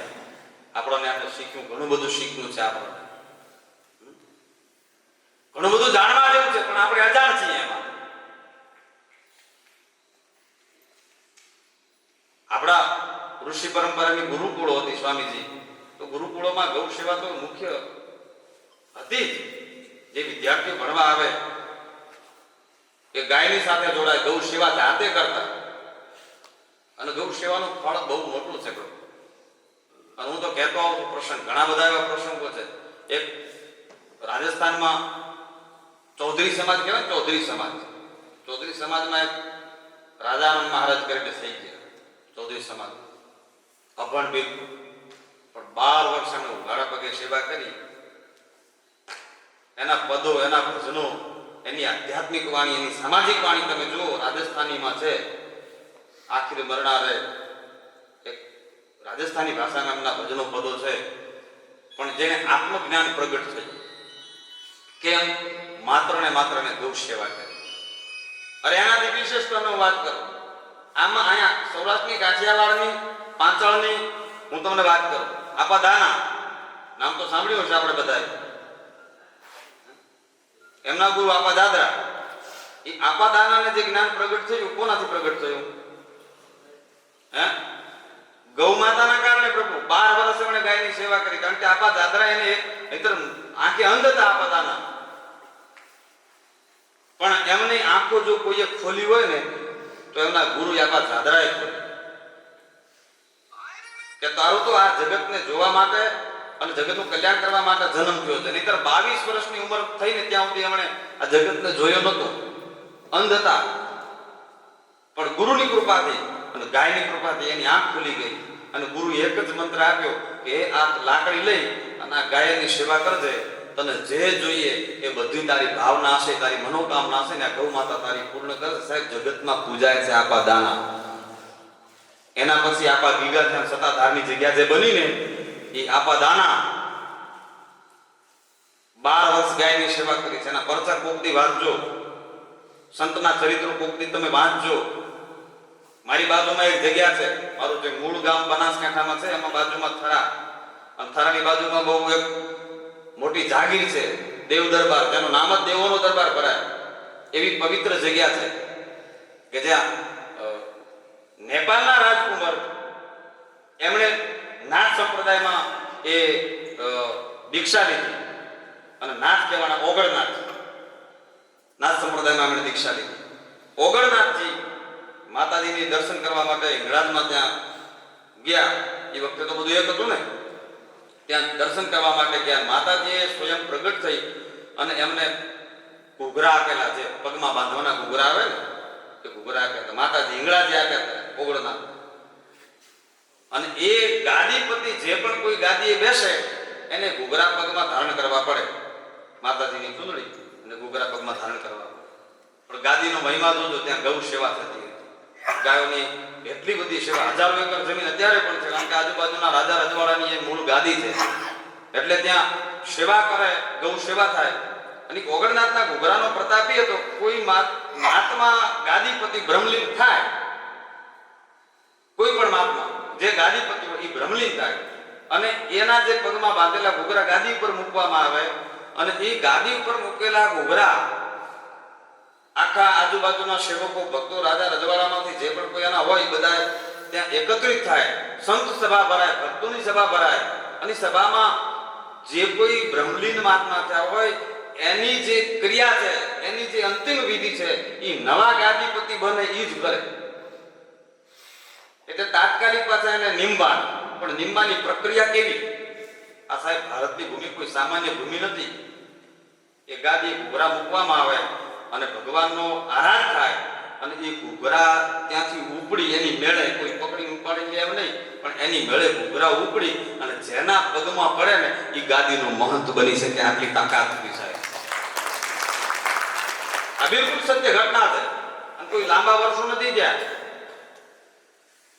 આ છેલ્લે 50 વર્ષની હું વાત કરું છું. છેલ્લા હુકમનાથ થયા ત્યારે તો છે મારા બળદેવનાથ બાપુ, પણ ઘૂઘરા અડવાની વાત દૂર રહી. હવે સમય બધો છે ને ત્યારે છેલ્લે હુકમનાથ 14 વર્ષની માત્ર ઉંમર હતી અને એ હુકમનાથ જ્યારે એમના પહેલા શિવનાથ બ્રહ્મલીન થયા, ગાદીના ઘૂઘરા જે હતા તે ગાદી ઉપર મૂકવામાં આવ્યા. આખી સભા ભરાઈને બેઠી જો ભાઈ, આખી સભા. અને એમાં સાધુ સંતો ઘણા બધા હતા. એ જગ્યામાં રોજના ખૂબ સાધુ સંતો રહેતા હતા, એમાં ભક્તો રહેતા હતા. પણ સભા ભરાઈને બેઠી ને એટલે બધાને એમ કે અમારા પગમાં આવીને ઘૂઘરા પડશે, કે અમે ઘણા સમય ત્યાં જગ્યામાં સેવા કરીએ છીએ, ભગવાનની સેવા કરી છે, ઘૂઘરા અમારા પગમાં આવીને પડશે. આ 50 વર્ષ પહેલાની ઘટનાઓ છે ભાઈ. એ સમયે આખી સભા ભરાણી છે, ભગવાનને આરાધ્યો, ઘૂઘરા કોઈના પગમાં પગમાં નતા પડ્યા, પણ છેલ્લે હુકમનાથે થયા. હુકમનાથની 14 જ વર્ષની ઉંમર હતી. ગૌશાળામાં રહીને ગાયોના ગોબર ઉપાડતા હતા અને માથું જેનું ગાયોના ગોબરથી ભરેલું હતું ને એ હુકમનાથના પગમાં જઈને ઘૂઘરા ગૌશાળામાં જઈને પડ્યા હતા ને ગાદીપતિ બન્યા હતા. સત્ય ઘટના. કોના પ્રતાપે કયો? ગાયના પ્રતાપે આપણી મોટી એમને ગાદી મળી. આ ઘટના સાહેબ કોઈ સામાન્ય ઘટનાઓ નથી. ગાય શું ના આપી શકે? આપણી શ્રદ્ધા, આપણી ભક્તિ. ખાલી આપણે આર્થિક રીતે ગૌ માતાને જાણીએ નથી, ગૌ માતાને આર્થિક ગણશો જ નહીં. આર્થિક ઉપાર્જન માટે ગૌ માતાની વાત જ જવા દો.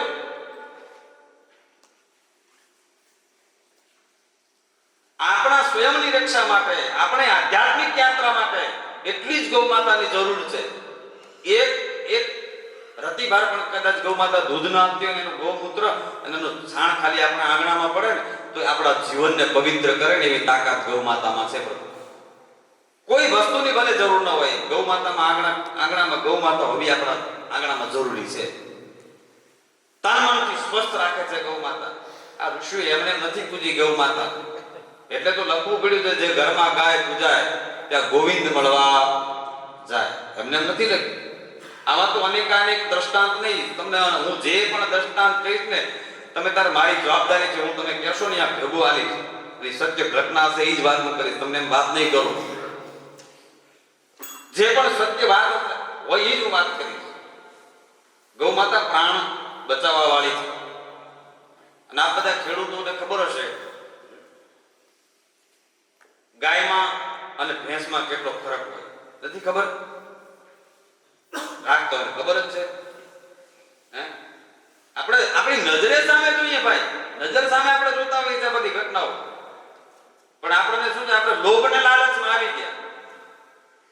લાલચમાં આપણે આવી ગયા, ફેંકમાં ફેંકાઈ ગયા. એમાં ગયા છીએ આપણે પ્રભુ. પહેલા આપણા ખેડૂતો સાહેબ ગાયની સેવા કરતા, ગૌ પાલન કરતા, ગાયોના માટે પોતાની જમીનો હતી ગાયોને ગોચરમાં આપી દેતા હતા. આપણો ખેડૂત દેવાદાર નતો પ્રભુ. કદાચ એની પાસે આવા મેડી બંગલા કે ગાડીઓ નથી, પણ એનો જે ધન હતો ને એ આધ્યાત્મિક ધન એની પાસે બહુ મોટું હતું, એનું સ્વાસ્થ્યનું ધન એની પાસે બહુ મોટું હતું. અને એનાથી વિશેષ સાહેબ એ ઝૂંપડામાં રહેતો હતો, પણ આપણા જેટલી એની પાસે ઉપાધિ નથી. શાંતિથી સાંજે રોટલો ખાતો હતો ને ગામના લોકો ભેળો બેસી અને ટીખળ કરતો હતો. એટલી એનામાં એક શાંતિ હતી. આજ કોઈ ભેગા બેસવા માટે તૈયાર છે? હવે માણસો તમે જોજો, હવે છેલ્લે ધીમે ધીમે વળ્યા પાછા એ બાજુ. હવે મોટા લોકો ઈ જ કરવા માંડ્યા છે. થાક્યા નથી ભાઈ. એટલે ભાઈ ફાર્મ હાઉસ કરીને ત્યાં ઝોપડી બનાવીને એ ગાયના ગોબરને છાણને કઈ લેવા માંડ્યા કે નહીં? થાક્યા નથી. એટલે મૂળ પાછા વળ્યા. જ્યાં હતા અહીંયા હવે પાછા વળ્યા છે. આપણને બધા નવડા વાળે ચડાવ્યા પાછા, એવું કઈ નથી. એમ ચડાવવા વાળા ઈ જ છે પાછા. આપણને બધા નવડા રવાડે ચડાવી પોતે પાછા હતા એ બાજુ જાય છે. ખબર જ છે. અરે આપણા ઋષિ મુનિ આ બધું આપણને પહેલાથી શીખવી ગયા છે. મારો મૂળ વિષય એ છે સાહેબ કે એ ગૌ પાલન કરતો ખેડૂત કોઈની સામે હાથ લાંબો નતો કરતો. એ દાતા કહેવાતો ખેડૂત. કોઈની સામે હાથ લાંબો ન કરતો. એના આંગણામાં પહેલા જ્યારે એના ખળામાં જ્યારે ખેતરમાં અનાજ લેવાય ને ત્યારે એમાંથી મણ મુઠ્ઠી એમાંથી ઈ વાપરતો.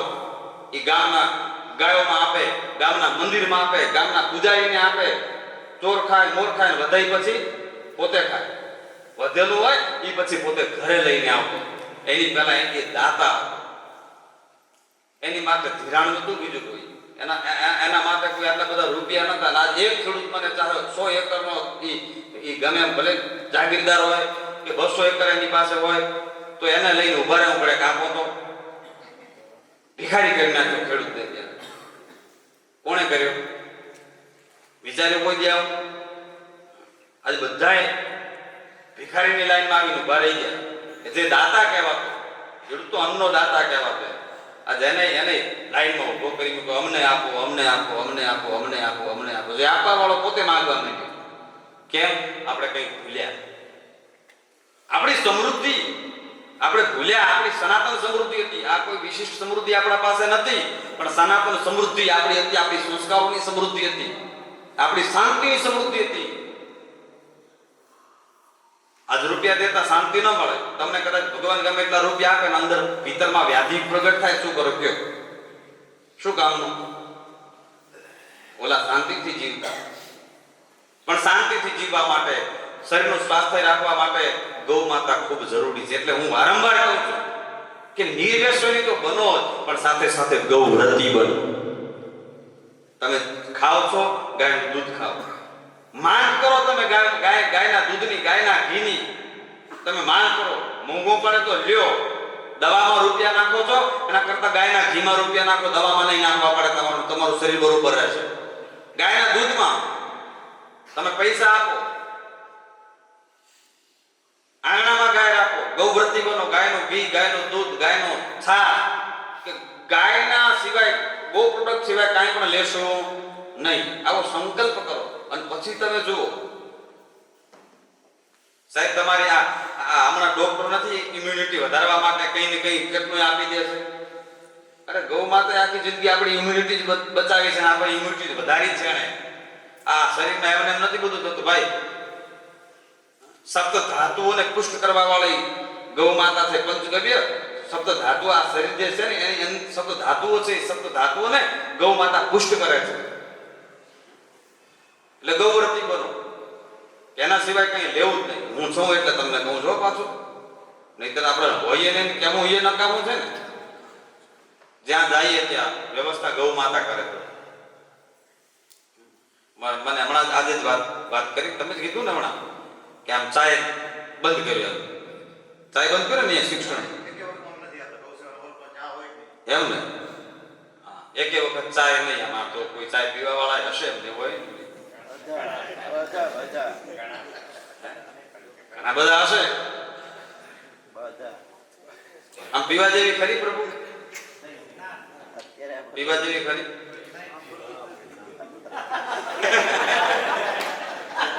મારાથી કળિયુગની દેવી તો છે, પણ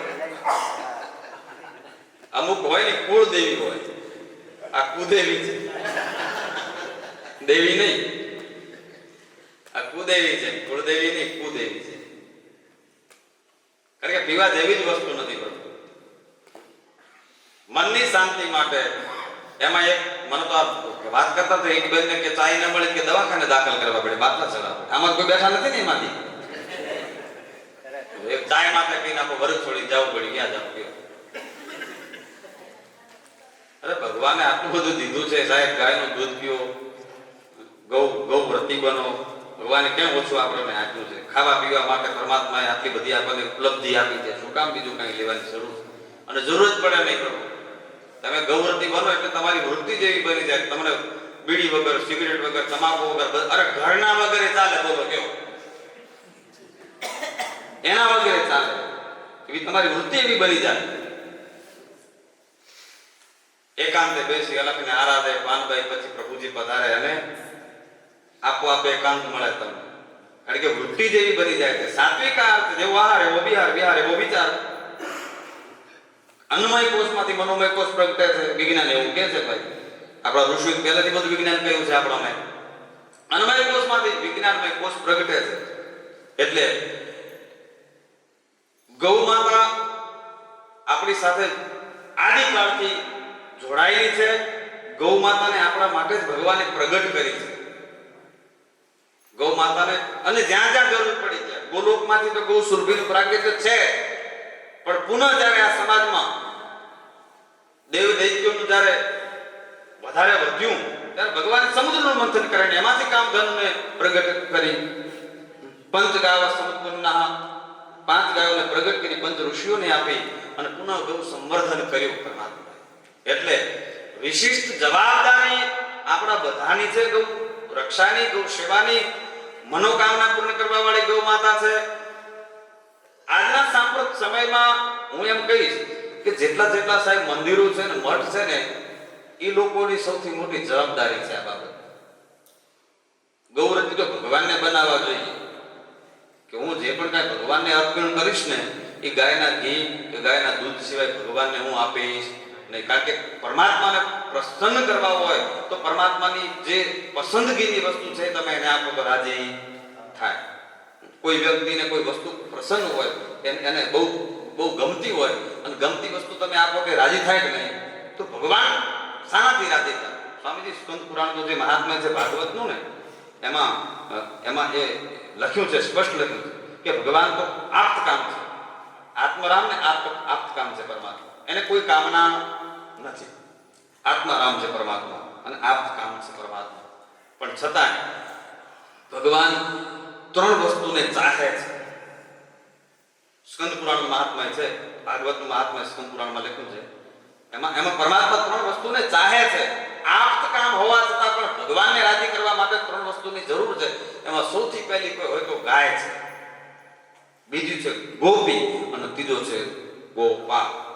જે ગાયનું પાલન કરે છે, જે ગાયની રક્ષા કરે છે અને જે ગોપી છે અને જે ગાય છે, આ ત્રણ વસ્તુ પરમાત્માને અતિ પ્રિય છે. કોકની સ્કંદ પુરાણ વાંચજો, ભાગવતનું મહાત્મ્ય છે, એમાં સ્પષ્ટ લખ્યું છે. બીજી વાત, આપણે કહેતી ભાગવતથી મુક્તિ મળી જાય, મળે છે. ભાગવતની મુક્તિ અમે કહેતા હોઈએ છીએ. ભાગવત એ તો મુક્તિનું શાસ્ત્ર છે, ભક્તિનું શાસ્ત્ર છે, જ્ઞાનનું શાસ્ત્ર છે. પણ ભાગવતના મહાત્મ્યમાં એક સુંદર લખ્યું છે કે જીવાત્માને મુક્તિ માટે શું કરવું જોઈએ? ઉત્તમ ભાગવતમ નિત્યમ, નિત્ય ભાગવતનું પારાયણ કરવું, ભાગવતનો એક શ્લોક બોલો. તમને જે કંઈ શ્લોક સાધુ સંતોએ, ભક્તોએ, બ્રાહ્મણોએ, ગુરુ મહારાજે તમને આપ્યો હોય, તમે શ્લોકનું નિત્ય પઠન કરો. ઉત્તમ ભાગવતમ નિત્યમ, નિત્ય પરમાત્માનું તમે દર્શન કરો. દેવાલયમાં જાઓ, તમે જે તુલસી પોષણમ છે, તુલસીની સેવા કરો, તુલસીનું તમે પોષણ કરો. અને ધ્યાન નામ સેવનમ સમમ, પદ્મ પુરાણનો આ શ્લોક છે, ભાગવતના મહાત્મ્યમાં આવે છે સ્વામીજી. ધ્યાન નામ સેવનમ સમમ.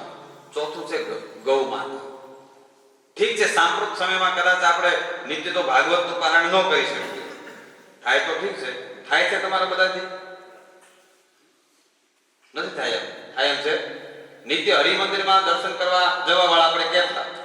મંદિર તો ખૂબ બનાવી છે, પણ જવા વાળા કેટલા? આમાંથી નિત્ય મંદિરમાં જતા હોય ગયો તો આટલા બધા બેઠામાં કેટલા ટકા છે? અરે ચંદ્રેશભાઈ 20% માં, બાકી 80% તો અમારા જેવા છે. કેટલા આપણે હરિમંદિરમાં જાય છે, કેટલા નિત્ય તુલસીનું પોષણ કરી શકીએ? ભાગવત આપણાથી નહીં નિત્ય વંચાય પ્રભુ, પણ એક કાર્ય આપણા આંગણામાં ગૌ માતા હશે તો ગાયની સેવા, તો ધેનું નામ સેવનમ સમમ. તમે ગાયની સેવા કરો એટલે બધું જ એમાં આવી ગયું, સમજી ગયું. આ ભાગવતના મહાત્મ્યમાં લખ્યું છે ગાયની સેવાથી બધું જ આવી ગયું. એમાં બધા દેવની સેવા આવી ગઈ, બધું એમાં આવી ગયું. તમે ગૌ સેવા કરો છો એની અંદર બધું જ આવી ગયું. મને ભાગવત એવું કહે છે. એટલે એના માટે એક ગીત બન્યું, આપણે બોલશું ને, બરોબર ને? ગૌ માતાની સેવાનું એક ગીત છે મારી પાસે.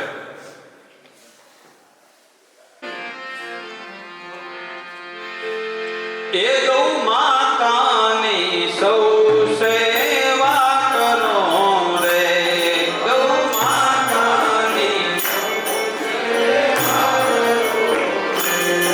ગૌ માતાની સૌ સેવા કરો રે.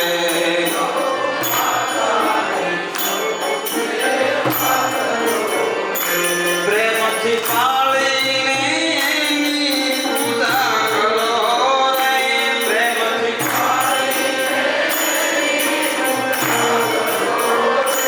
પ્રેમથી પાળીને એની પૂજા કરો રે.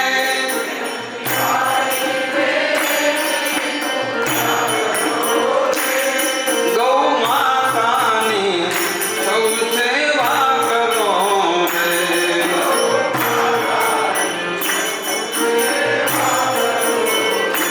જેના દર્શનથી દુઃખ દૂર થાય છે રે,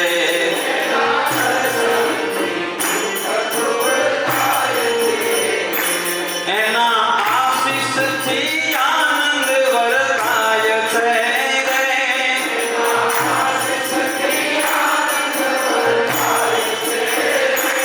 એના આશીષથી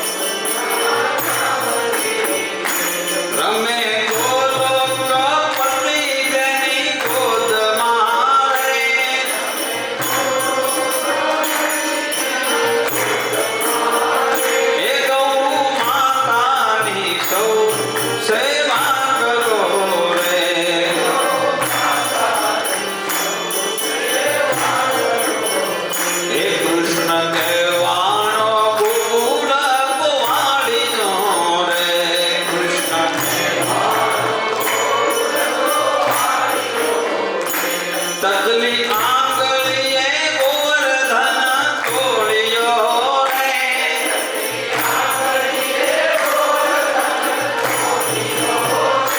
ગૌ માતાની સૌ સેવા કરો રે.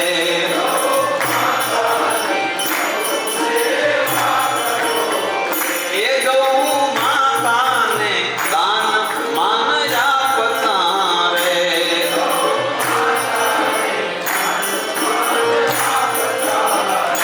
પ્રભુ સંકટ એના સૌ કાપતા રે.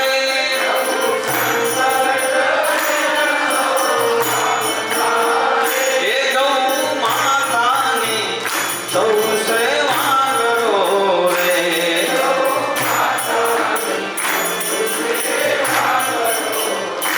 પંડિત પુરાણ પ્રેમ ગૌ માતાનો રે.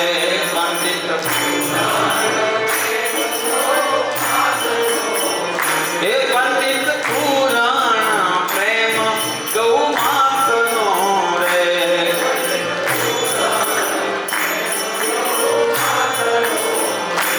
પછી હોય ભલે કોઈ પણ જાતનો રે.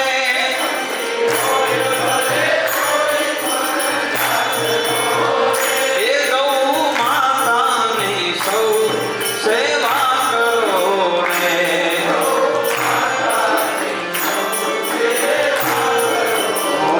એ ગૌ માતાની સૌ સેવા કરો રે. ગૌ માતાની સૌ સેવા કરો રે. બોલીએ ગૌ માત કી. જેના દર્શનથી દુઃખ દૂર થાય છે. સાહેબ આંગણામાં ગૌ માતા હોય એનું દર્શન કરો એટલે આપણા ગમે એવા દુઃખ હોય તો દૂર થઈ જાય છે. પહેલી વાત તો એ કે ગૌ માતા હોય એટલે દુઃખ આવે નહીં ભાઈ. દુઃખનો અહેસાસ તમને ન થવા દે. જેને અનુભવ કર્યા હોય એને ખબર છે તમારા કર્મમાં હોય તો કદાચ દુઃખ તો સુખ દુઃખ મનમાં આણી ઘટલાની સાથે ઘડિયા નરસિંહ મહેતાએ ગાયું છે. પણ એ ગૌ માતાની સેવાથી દુઃખનો અહેસાસ તમને ન થાય સાહેબ. આ ગૌ માતાની કૃપાના આશીર્વાદ છે. દિલીપ રાજાને કોઈ સંતાન નહોતું અને ગુરુની પાસે જઈને વાત કરી નંદીની ગૌ માતાની સેવા કરી તો એમને ત્યાં રઘુ જેવો દીકરો પ્રગટ થયો જેનો કુળ રઘુકુલ રીત સદા ચલી આવી પ્રાણ જાય પર વચન ન જાય. સાહેબ રામ જે વંશમાં પ્રગટ થયા ને તો એ વંશનું નામ તો રઘુવંશ જ રહ્યું. જેના કુળમાં ભગવાન પ્રગટ્યા પણ તો રામ વંશ નો કહેવાનો રઘુવંશ કહેવાનો. કેમ? એ ગાયની કૃપાથી પ્રગટ થયા હતા એટલા માટે. એક ગાય માટે પ્રગટ્યા હતા અને એક ગાયના કારણે જેનું પ્રાગટ્ય થયું દિલીપ રાજાને આ દીકરો પરમાત્માએ આપ્યો. કેમ કે નંદીની ગૌ માતાની એમણે સેવા કરી. અને એવા એક નહીં અનેક દાખલા છે પ્રભુ. આ કળિયુગમાં એવા દાખલા છે કે ગૌ માતાની સેવા કરો તમે મનોકામના તમારી ગૌ માતા પૂર્ણ કરે છે. નંદ બાબાને ત્યાં પરમાત્મા કૃષ્ણ શું કામ ગયા? અરે એમણે ગૌ માતાની સેવા કરી. ગોલોકપતિ જે છે અખિલ બ્રહ્માંડનો અધિપતિ જેના એક એક ડોરાળામાં કોટી કોટી બ્રહ્માંડ સમાયેલા છે એ પરમપિતા પરમાત્મા નંદ બાબાના આંગણામાં એના ખોળામાં રમે છે. એકમાત્ર કારણ છે ગૌ માતા.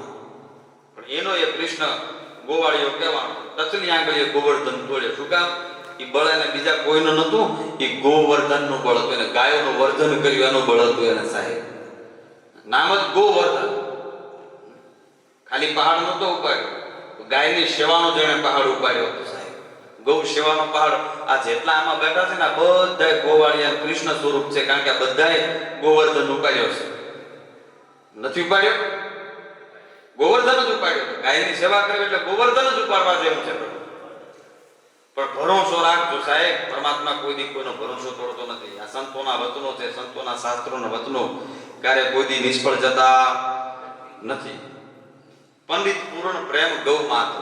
ગાયનો પ્રેમ છે ને અદ્ભુત છે પ્રભુ. તમારે ક્યાં જવું ક્યાં ન જવું એ પણ તમને ગૌ માતા શીખવે છે હો પ્રભુ. હા સાહેબ, મેં તો પ્રત્યક્ષ દાખલા જોયા છે. ક્યાંક એવી જગ્યાએ ક્યાંક ન જવાની જગ્યાએ જવાનું હોય. મેં ઘણા બધા એવા દાખલા જોયા છે કે આમ તો ગૌ માતા સામેથી મળે તો આપણે એને કહીએ કે શુકનમાં ઉત્તમમાં ઉત્તમ શુકન ગૌ માતા. પણ મારે એવા 2-4 એવા દાખલા બન્યા છે કે અમુક જગ્યાએ જવાનું ન હોય સ્વામીજી, એટલે મારી એક ગાય હમણાં જ બ્રહ્મલીન થઈ ગયા, હરનંદા. એ મારે ક્યાં જવાનું હોય ને તો એની પૂજા કરવી, ગૌ માતાની પૂજા કરવી. કથા કરવા જવાનું તો પહેલા ગૌ પૂજા કરવાની, પછી નીકળવાનું. તો ક્યાંક એને વંદન કરીને નીકળવાનું થાય. પણ અમુક જગ્યાએ એવું બનતું હોય કે આપણે નીકળવાનું હોય તો ગાડીની આગળ આવીને ઊભી રહી, નહીંતર સાઈડમાં આવી જાય. હું બેઠો ને સીટ ઉપર એટલે સાઈડમાં આવે એટલે ગોળ ખવડાવી આપણે ગૌ માતાને રજા છે નીકળવાનું. પણ અમુક જગ્યાએ ન જવાનું હોય એટલે આપણે આઘી કરીએ તો આઘી ન થાય. અને જેથી આઘી ન થાય ને તેથી સમજવાનું કે આજે કાંઈક નવું હશે, ગૌ માતા હટતી નથી, એને ખબર છે કે આને જવાનું નથી સાહેબ. આ સત્ય ઘાટલા મેં ઘણી બધી જોઈ છે. એને ખબર છે કારણ કે એને પૂર્ણ પ્રેમ છે આપણા ઉપર.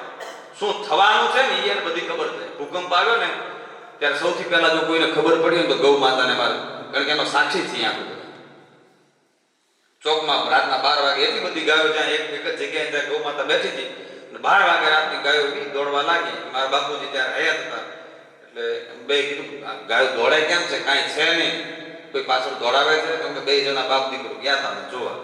ન કોઈ આગળ, ન કોઈ પાછળ, ન કોઈ કૂતરા જેવા એની પાછળ નતા દોડતા, પણ ગાયો એટલી ભડકીને જે દોડ કરી હતી 1 કલાક. એ સવારમાં વહેલો જે ભૂકંપ આવ્યો એનું પ્રમાણ તો એને ખબર પડી ગઈ હતી કે સવારે શું થવાનું છે.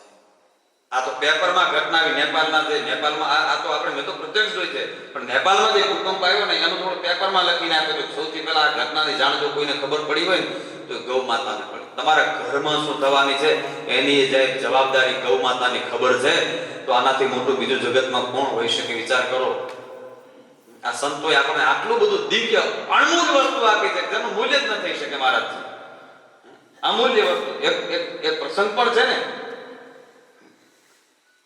ચમન ઋષિનો પ્રસંગ છે કે પ્રયાગ તીર્થમાં જ્યાં ત્રિવેણી સંગમ છે ત્યાં એ જળમાં રહીને તપસ્યા કરતા હતા અને માટલા કરવા મચરાવે જાળ નાખી અંદર, તો એમને બહાર કાઢ્યા. તો એની જગ્યાએ ઓલા ઋષિ તપસ્યા કરતા હતા, બહાર આવ્યા. આ બહાર કાઢ્યા તો ઓલા બિચારા માફી માંગવા લાગ્યા. મારાથી જાળમાંથી અમારી ભૂલ થઈ ગઈ, તમે ભૂલથી આવી ગયા છો અને અમને માફ કરો,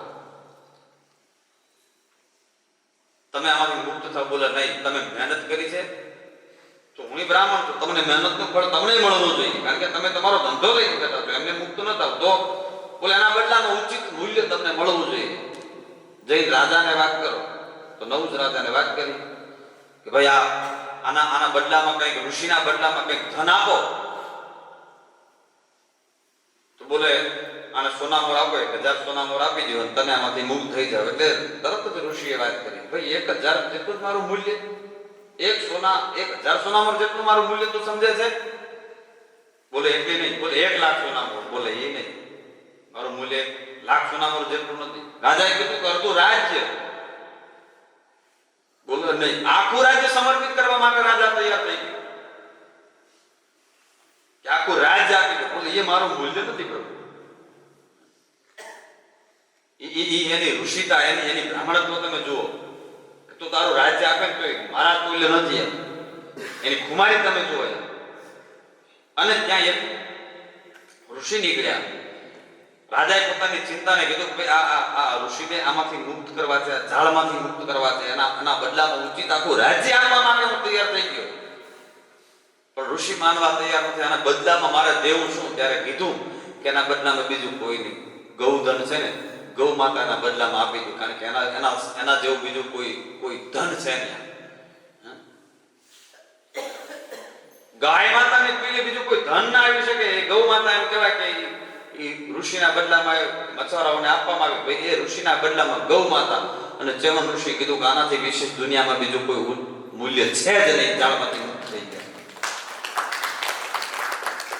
એ તો મુક્ત થયા, ઓલા મછવારાઓને આપી કે લ્યો આના બદલામાં તમને ઉચિત મૂલ્ય આપો. એટલે કે અમે શું કરીએ, અમારો તો ધંધો જ આ નથી, અમે તમને દાન આપીએ. એટલે દાન આપ્યું, પાછું ઋષિને દાન આપ્યું.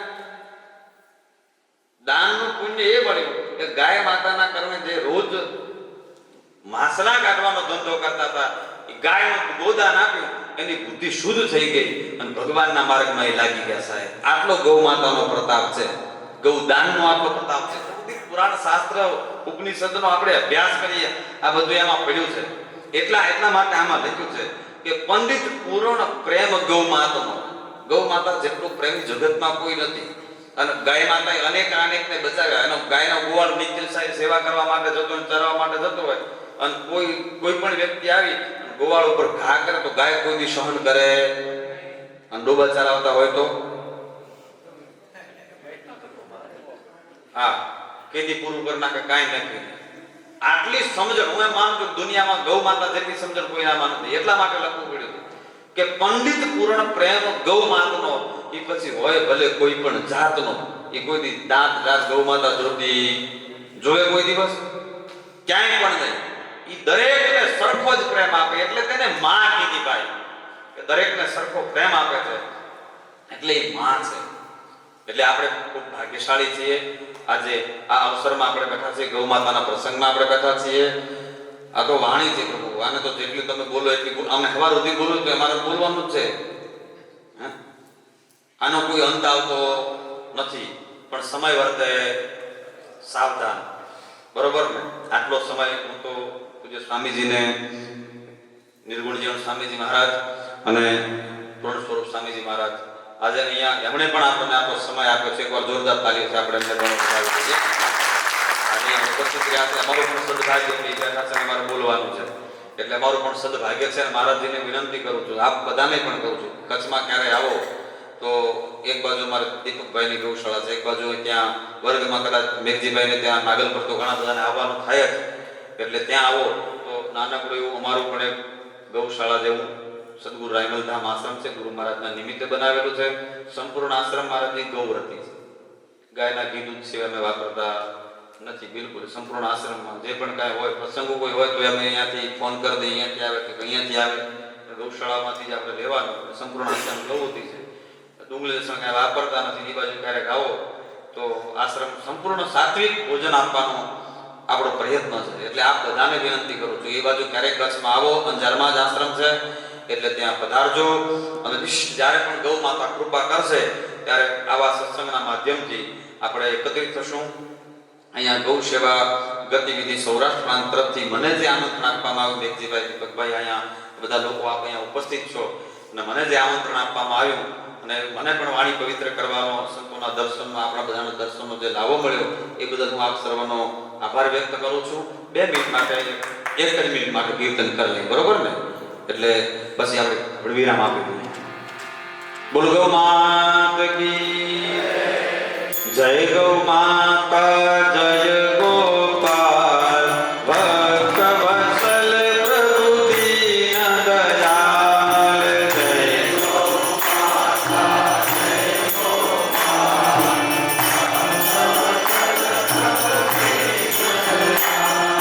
જય ગૌ માતા જય.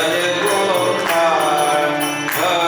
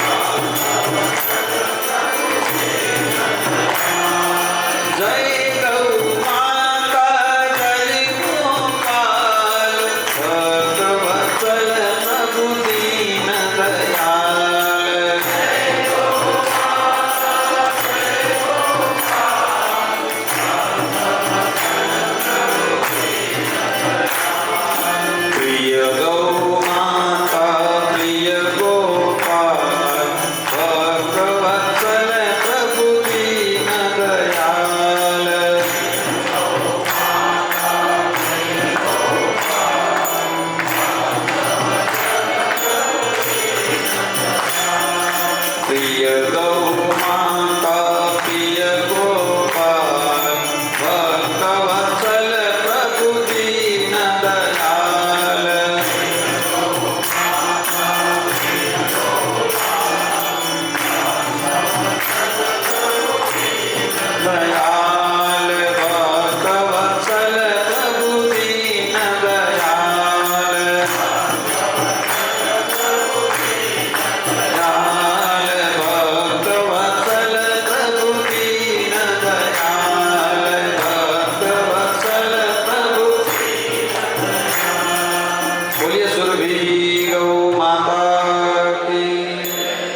सत्य सनातन धर्म की, सद्गुरु महाराज की, सहजानंद स्वामी महाराज की, सर्वे संत भक्तन की जय, आज के आनंद की जय।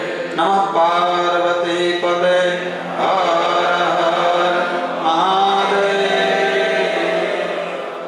जय जय सीताराम, जय गौ माता, जय गोपाल।